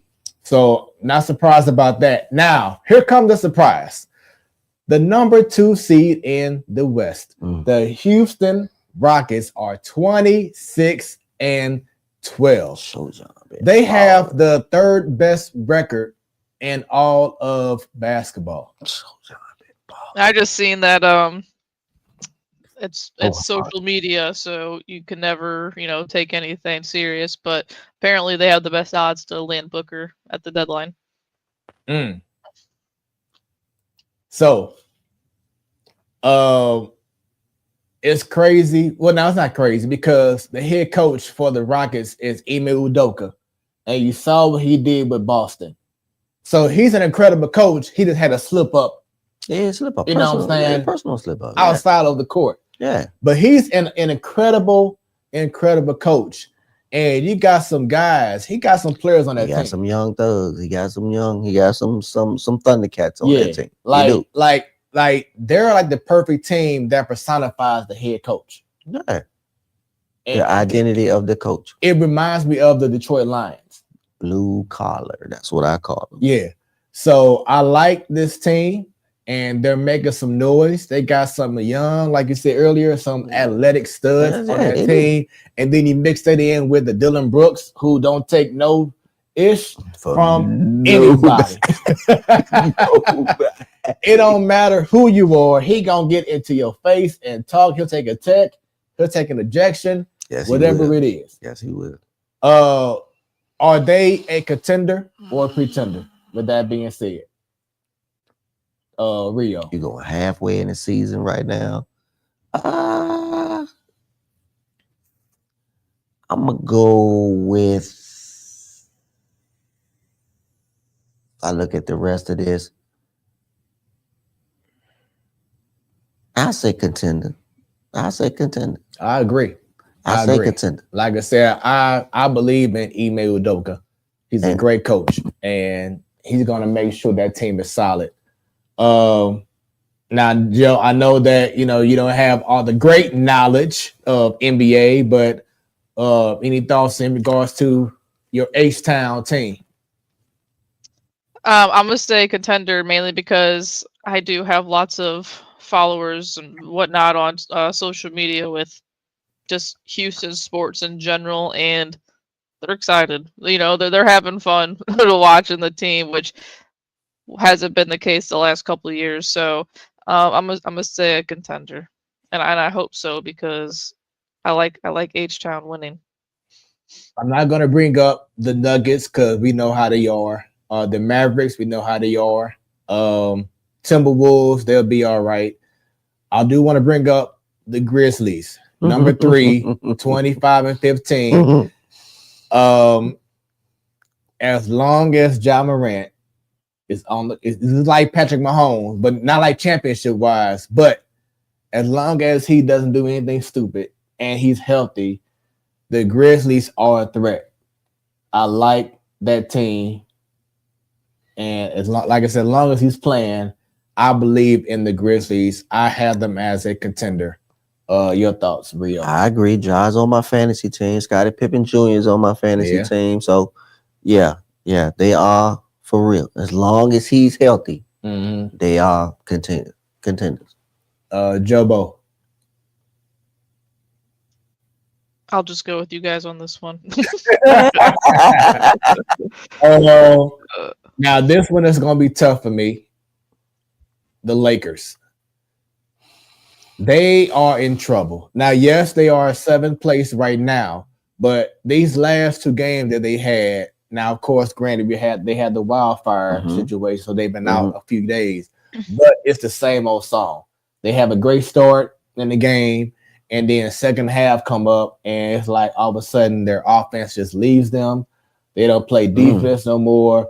They're turning the ball over too much, and I know they made some recent moves, getting Dorian Finney-Smith and the other cat, Shake Milton. Yeah. But it just saying, and it's not JJ Redick's fault. They just don't have enough guys for them to, you know what I'm saying, be more competitive. And I've been saying it for the last 3-4 seasons. If LeBron has to be the guy, that's a problem. I've always said that. If LeBron has to keep on being the guy and he's 40 years old now, that's the problem. AD supposed to now be he's been more reliable. He hasn't had as many games off like he did 2 years ago when he was called street clothes. You know what I'm saying? He's been active, but there's been moments where there's lapses where he's not taking over the game. And that's what's missing.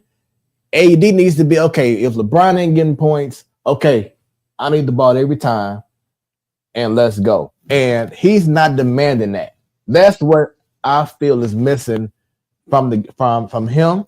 But also, as great as Austin Reeves is, he has moments where he just off. And other guys, they're missing, I think, one more piece. They are. And until then, I just can't see. Now, they may get into the playoffs, but it may be another first-round exit, especially if you're playing Denver. You know what I'm saying? They can't beat Denver to save their lives. You know what I'm saying? Yeah. Then you got these other teams that's on the come up that's like younger, hungrier, and they are and more talented. Like I said, with the Timberwolves, I know that they're down in the 8th spot right now, but they'll be just fine. The Spurs are right there on the cusp. Right there on the cusp of turnover, especially when you have a reliable point guard in regards to Chris Paul.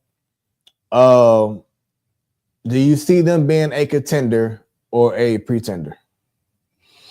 And let's add on Victor Wembanyama, who's just been incredible, especially on defense. But now his threes are starting to fall and everything. He's coming to his own. And I'm gonna save a certain topic for the man cave in 2 weeks. But I'm liking the direction that the Spurs are going. Are they a contender or a pretender? I'm gonna say, can I you said contender? I would say they're ascending, but I'm gonna say they're ascending. But honestly, no, they are pretenders. And the only reason I'm saying that is, and I love Pop, I really do. It's time to go. But I think it's time for a talent that you got, the talent that's around Wembanyama. I just think it's time to bring in a new culture. And when you bring in a new culture, yes, it tends to drive it down, but you got a big enough piece to keep the culture up there. So I'm gonna say they pretenders, and I would say this Pops last year, and they get a new coach. They do some things on the offseason. I think you will see them maybe like in the 7th spot next year. Joe, your thoughts on the Lakers and the Spurs? Oh, I didn't even pick. And I didn't even ask more. So real quick, Rio, the Lakers. Lakers. I'm gonna say they pretenders because I agree with you. They missing one piece, and I believe their missing piece is they don't have no stretch 3. Austin Reeves is not consistent. You need somebody else that's a threat on the floor, as well as AD, as well as a LeBron. Somebody else that can space the floor. You need somebody else out there. I think to me, that's what I'm thinking. You need a stretch 3. I think to me, a big, so AD can play the 4, but then I think a point guard. Cause you saw what Ray John Rondo brought to the team a couple years ago when they won. I want to go there because they should have never broke that up. Yeah, you know what I'm saying. I think a great point guard. That is their really big missing. The biggest piece, if I had to really say, will make them better, is because if you look at when LeBron won every single championship, he had great point guard play. Yeah. And without great point guard play, which takes a lot of pressure off him, which people don't know. Right. It takes a lot of pressure off him. So that makes him be more facilitator. He can score better. He actually gets better spacing on the floor. It's a better flow. Besides playing this hold the ball to the final second, and then you want to throw up a crazy shot, which I can't stand. Well, like you said, if that's the case, if he is the go-through guy, then there's a problem. Yeah. Joe, contender, pretender, Lakers and Spurs. I'm gonna go pretenders for both of them.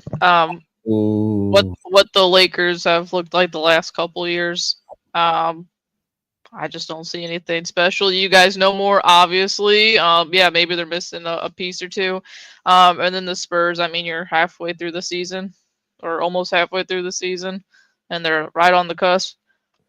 I don't know. I'm just gonna say you're 500 right now. Then probably not.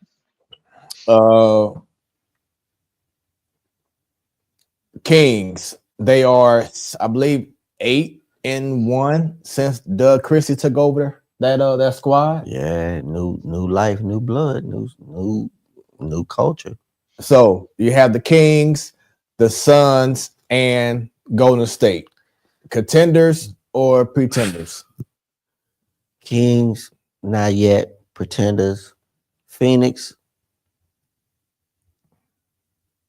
disappointment yet again, and I'm gonna say they pretenders. Golden State started off 12-3. They started off great, and then reality sunk in.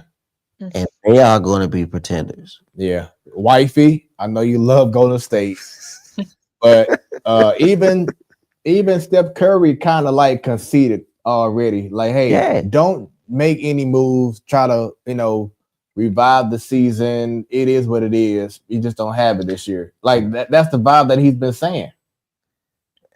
I watched them the other night. They look great. He was defeated though. But it was one game that I think it was against the Raptors last week, and he looked like, you know what, this just ain't it.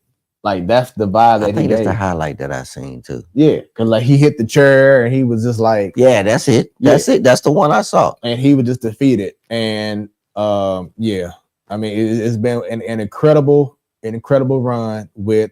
My wifey says I'm focused on football. Yeah, she's a Chiefs fan now. She's got to watch the teams that are winning. Yeah. She don't really like, get too excited unless it's Lakers and Golden State. But once it's playoff time, it's different. The question is, can Golden State even make it to the playoffs? And the way things are going, unless they make a trade and bring us.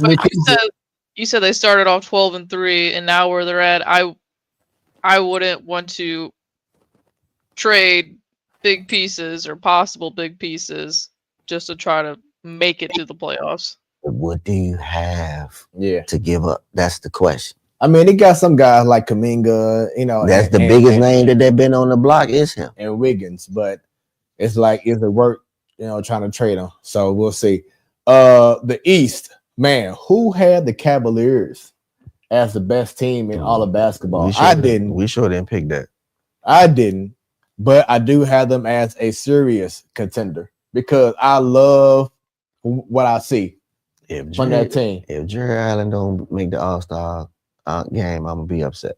Donovan Mitchell has been, doing his thing as usual. As long as that team stays healthy, though, health. Jerry Allen, that's been his biggest issue too. Has been health.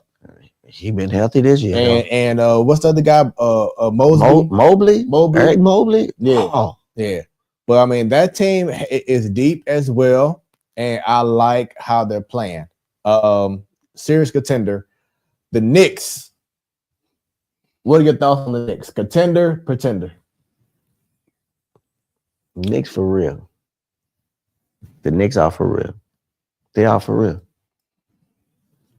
They are. You know what? I don't think it's going to happen, but the Knicks are for real. I can kind of see Jimmy Butler. Like he asked that persona. You know what I'm saying? He asked that. You know what? Between him and Brunson, if he were to go to the Knicks. They add that, give me the ball at the end of the game. I got y'all. Let me close this out.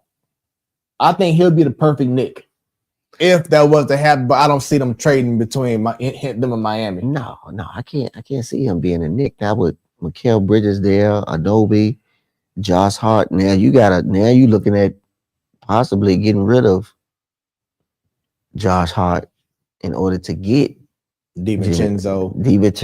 Yeah. Well, no. DiVincenzo Timberwolves. Yeah. I mean, you looking at getting rid of Josh Hart, but I wouldn't. Jimmy's gonna end up somewhere out west. He will not be playing in the East. Yeah, that's why I said I can see him being, a Knick, but it probably won't happen.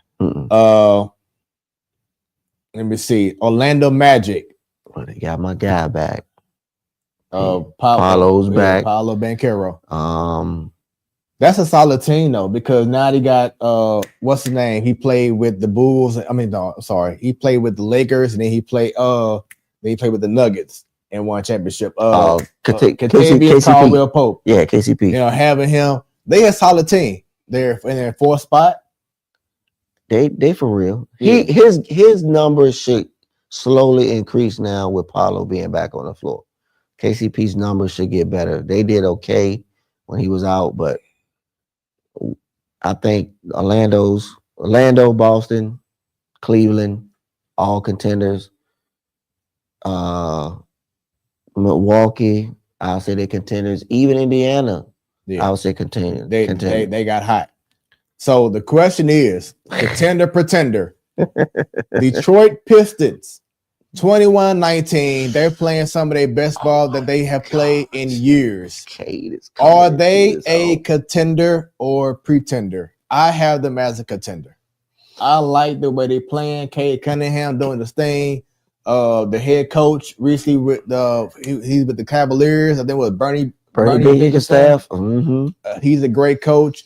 That now Jaden Ivey, his mother Noel Ivey, St. Louis. He's out for the rest of the year. But I like the way that this team is playing. Now I'm not saying when I say contender that they're gonna go all the way and win the championship, but I can see them definitely going to the playoffs.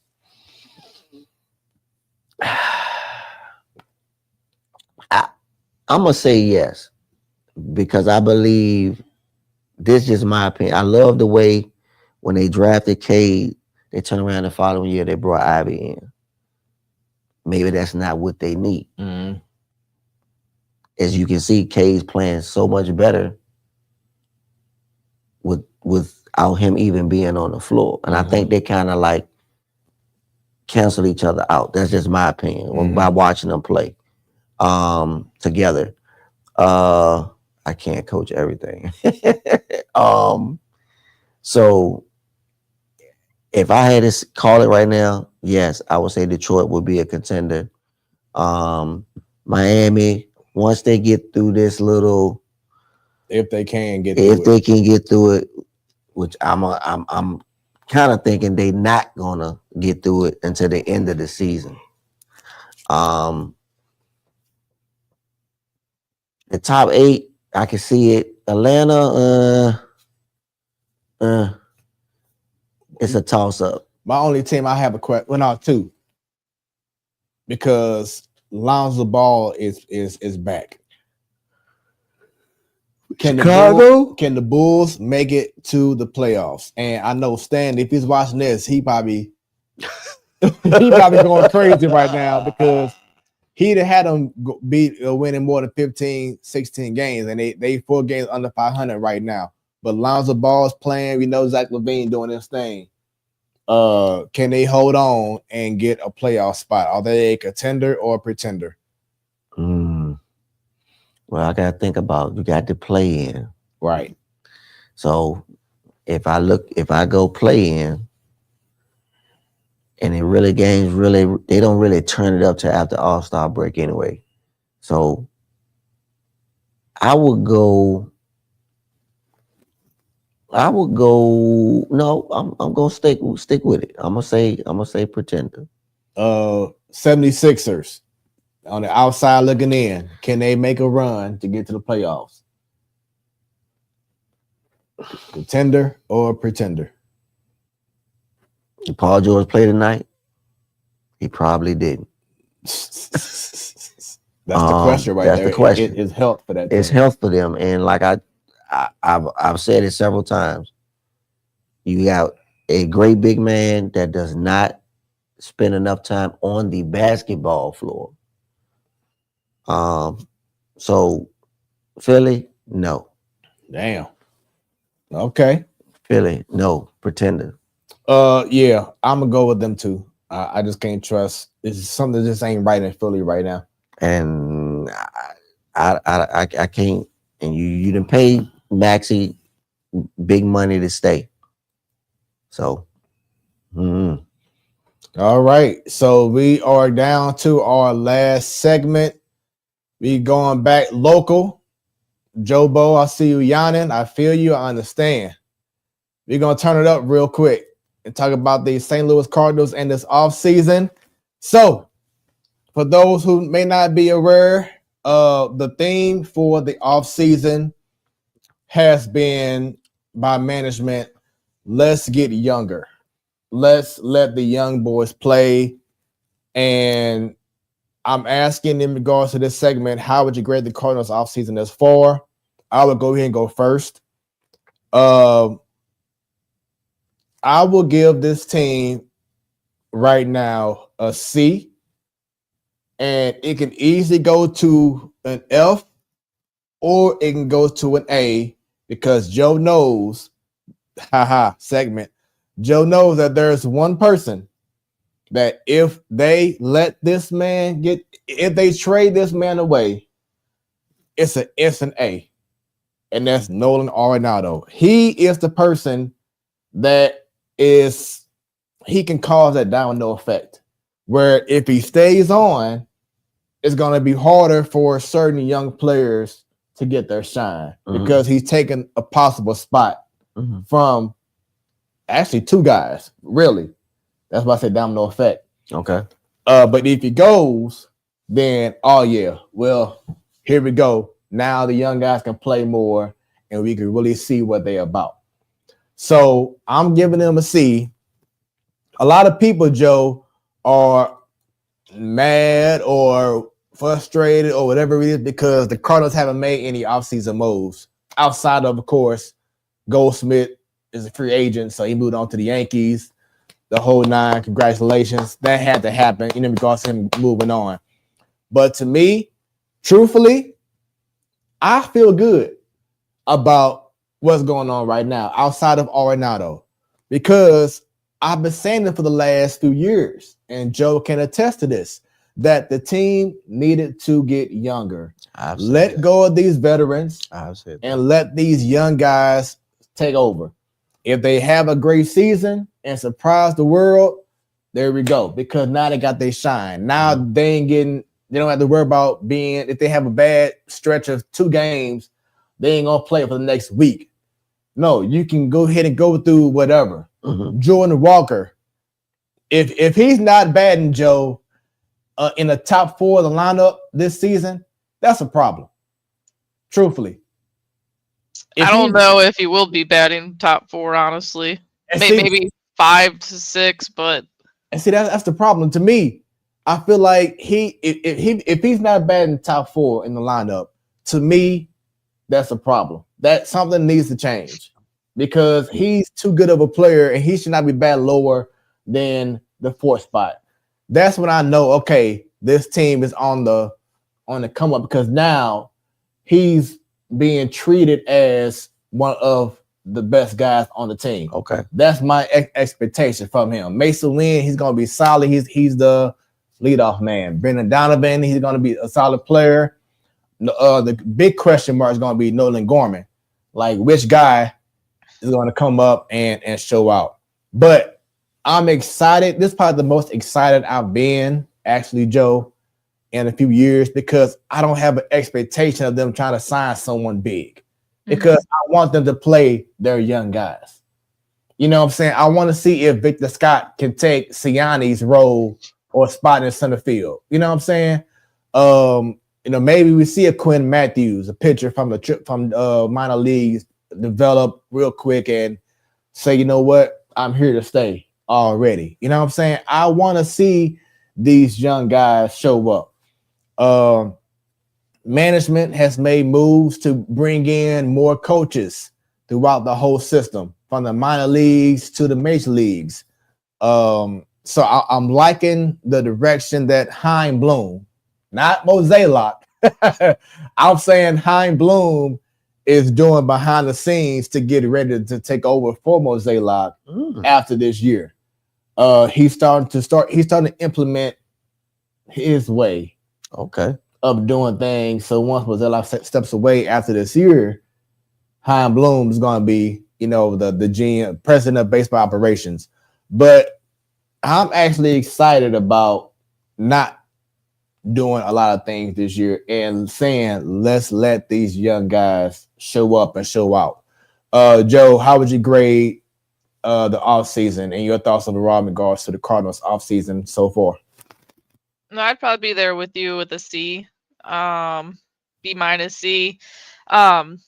As for like what you were saying with, some fans being upset with how it's gone thus far, is I can only relate to that a little bit just because Mo's come out and said they still need a pitcher, and they say they need a right-handed bat. And even Derek Gold was saying they might need to go out and get someone to back up Mason Wynn, like they did last spring with the Brandon Crawford signing. Pitchers and catchers report in a month, Right. So like, and that's why I'm surprised there's still so many guys out there. The guys that we're not going to get, like Breggy and Santander and Alonso and whatnot, but there's still a decent amount of free agents out there, and Cardinals will have to go out there and get those types of guys. But there's a lot of relievers out there you can go get. I mean, the bullpen's a place that I'm not like worried because, oh my gosh, we're not going to contend. Just worried that you don't want to wear out these, all these kids that are going to be out there. Because right now, I think Helsley's your veteran, in the bullpen.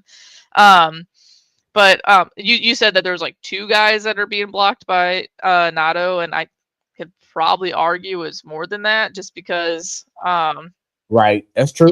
you got Sajasi, who's you want him to probably be up here and be more of a consistent what Brendan Donovan was a couple years ago, a big utility guy.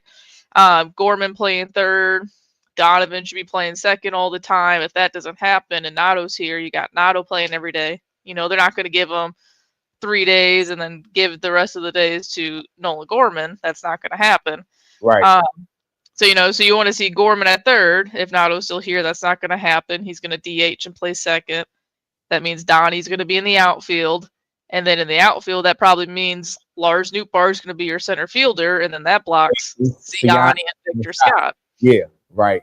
And then like where's Burleson goes, he automatically your everyday DH. Well, no, because if Gorman's not playing third base every day, then he's going to be a second base DH. So there's nothing wrong with the versatility, but when you're going in a direction where you want just all kids to be playing, pretty much, that's where the issue is. So yeah, I mean, I hope, and it's not me saying I hate Nato. I don't think anyone in St. Louis hates the guy. It's just they're going in a different direction, and it needs to happen. It doesn't have to be for anyone big, because I don't think that's going to happen. He's owed a lot of money still. He's been on a decline the last 2 years. I don't think you're gonna get anything crazy for him. So I don't know. We'll see what happens with that. It sucks that you're just waiting on Bregman to sign before anything serious happens with that. Because if the Red Sox sign Bregman, then that marks another team off the board. If Bregman signs with the Tigers, you don't know if Nato wants to go there. That wasn't on his list, but that's another team, So I don't know what's going to happen with the Nolan Arenado situation, but if he's not here, then that definitely gives the team more opportunities with their kids. So yeah. And what's crazy is that there's really not. Well, I mean, the Astros did want him, but he rejected the trade. But there's not a lot of teams who really want Arenado. Is he that bad? I mean, in the clubhouse, he's declining. He's declined. Yeah, he's declined the last 2 years. I mean, he's still like batting average wise, which no one looks at anymore, is not terrible, but he's not produced. The teams like the Red Sox and the Astros would have been the perfect place for him because of their left field walls. He declined the Astros because he said not yet. Well, that might have been his only ticket to get out of St. Louis. Not that he wants to get out of St. Louis, because I think the dude generally just likes being here. Like Derek Gold's mentioned before, he's pretty much declined 4 times to be traded from St. Louis. Like, he wants to stay in St. Louis, but he also wants to win. But yeah, then the Red Sox, with the Green Monster, that's like the perfect fit for him and his swing. But that means the Red Sox got to move Rafi Devers to first base, and I don't think that's going to happen. Like if they get Bregman, there's talks that he would be a second baseman and not a third baseman, which that would make their lineup and their team just so much better regardless if he was playing second base. So I don't know. I would not be shocked if Nolan Arenado had a great year this year, whether it was with the Cardinals or elsewhere, just because all this talk that's going on. I've been seeing him doing all his work on social media. He could stay here and have a great first half. to go, get traded at the deadline, so, but the thing that sucks about that is you're blocking kids for the first half of the year. So I don't know. It's just a weird situation, but I just hate that the Cardinals are acting as if this needs to happen for them to spend a single dime, like you still need to go out there and get a veteran guy for your bullpen. There's even been talks of like, hey, let's get someone who could eat innings and who's durable and healthy all the time. As in, let's bring back Kyle Gibson just so he can help the rotation so that you don't have, kids going out there and blowing their arms out. So I don't know. It's just a month away from pitchers and catchers reporting, and there's still a lot of question marks for this team for 2025. Rio, your thoughts? Well, I'm not big. I'm like Joe on certain sports. I'm not big on it. Oh, they're gonna change that now that he on the main show, Joe. He gonna learn some baseball. But that's cool though. I like that. I like to learn. I've always said this though, when I would look at the roster over the last 3 years. I'll go 3 years back. They never really gave the young guys an opportunity. And I felt as though they should have done it a couple of years back, and brought in the younger kids as far as the bullpens go when Wainwright was still there and a lot of older guys were still there. I still believe they should have mixed those guys in. Then that way they were starting to, get some time and things like that. But to you guys' point, I will agree with you guys. If I had to, because I've looked at not really looked at the roster, but I've listened to, a lot of stuff. And I think that in the direction that they are going, I think they will be competitive. I'm not saying that they're not going to be fun to watch. They'll be fun to watch. They'll be competitive. But I think this is the direction that they need to go in so they can get back to where they were when they won the World Series. Yeah. Well, what's crazy is I think that the 2022 year, it was an amazing year, beautiful year. That was like the best and the worst season to happen for the point where the team was at. Like Albert being here, chasing 700, him and Yachty going off into the sunset. I can't remember if they made any big additions in that trade deadline. Probably not, just because I feel like they haven't done that in the last however many years. But ever since then, now, it was completely packed. And then the next 2 years, it's been crickets and, a lot of red seats showing and head scratching moves and this and that. And so, this is definitely the route they need to go to get things back on track. It's just, it's crappy with the situation they had to go through to get there, because as long as I've been on this show, we've been saying the same thing over and over again, that this team's needed something. They needed to, come to the 21st century on how to do things with baseball. And it took two really bad. I mean, again, last year we were a winning team, but it took a really, really bad year in 23, and there's an average team in 24 for them to finally, get their heads out of the sand and see that something needs to change. And that's the X factor that I feel can help this team this year, this upcoming season, is that, as I brought up earlier, they have added more coaches throughout the whole system. So, because the biggest issue is that they didn't have a lot of coaches to work on certain details with certain position players. Okay. Certain pitches. Just think, like Jordan Walker, they drafted him when Nolan Arenado was already here. Right. We did not have him playing the outfield in minor league games at first. They had him playing third base, knowing damn well we had Nolan Arenado here. And then they're only I don't think they even had an outfield coach in the minor leagues. Exactly. To be there for a 21-year-old kid, that's switching an entire position. He wasn't just moving over to second or something. He was going from third base to the outfield, and his best mentors, which, don't get me wrong, William McGee's a really freaking good mentor, but He's up here in the big leagues. He's not down there at Jupiter or Springfield with them every single day, teaching him what he needs to know.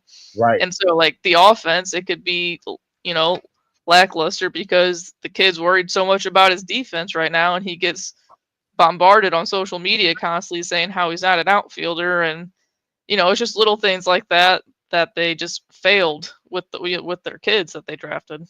And that's why I'm excited about this upcoming season, because now they are modernizing their strategy in regards to let's add more coaches. Good. Let's have this guy working on this guy's certain approach to the plate now and playing defense, the minor details that can enhance a player's skill from being from here to all of a sudden now he's balling. Now he's doing what he needs to do.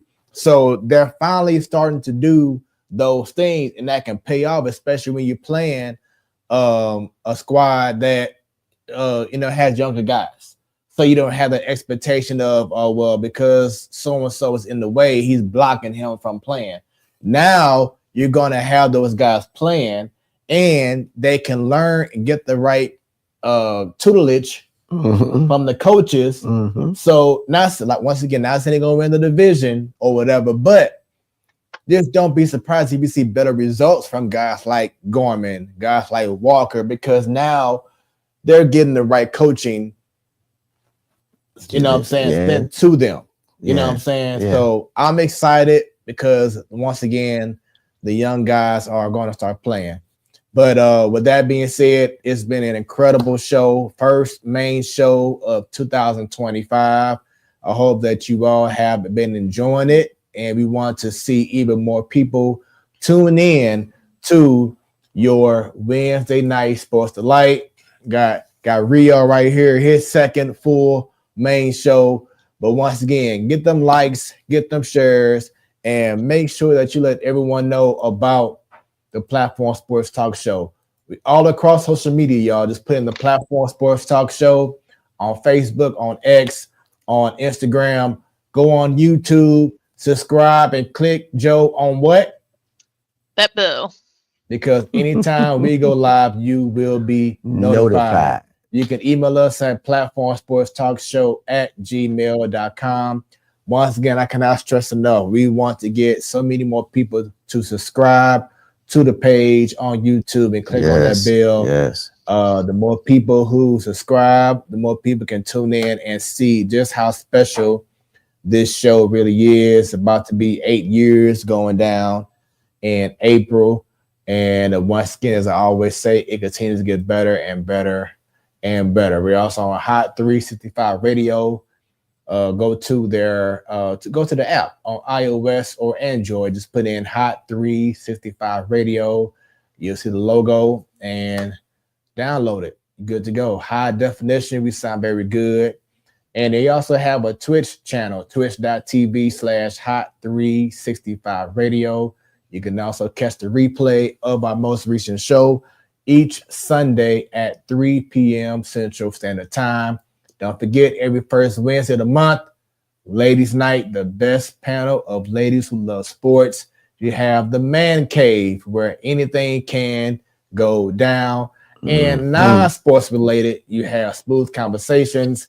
Subscribe as well on YouTube, Smooth Conversation. That's smooth with 3 O's. That is our show. Joe Bo on the Boondocks. Thank you very much. Or to recapping some college football and NFL playoffs next week. To Bunny, thank you very much. To Doll, thank you for the wonderful video that you sent. And for those wondering, yes, I did add the background music. I did add the videos, extra photos and stuff on there. I did the add my little Smoooth Productions touch on there. So I hope y'all enjoyed it. And stay tuned for many more of your Wednesday night Sports Delight, the Platform Sports Talk Show. And we out this thing. Have a great rest of your evening and week. Enjoy the sports, y'all.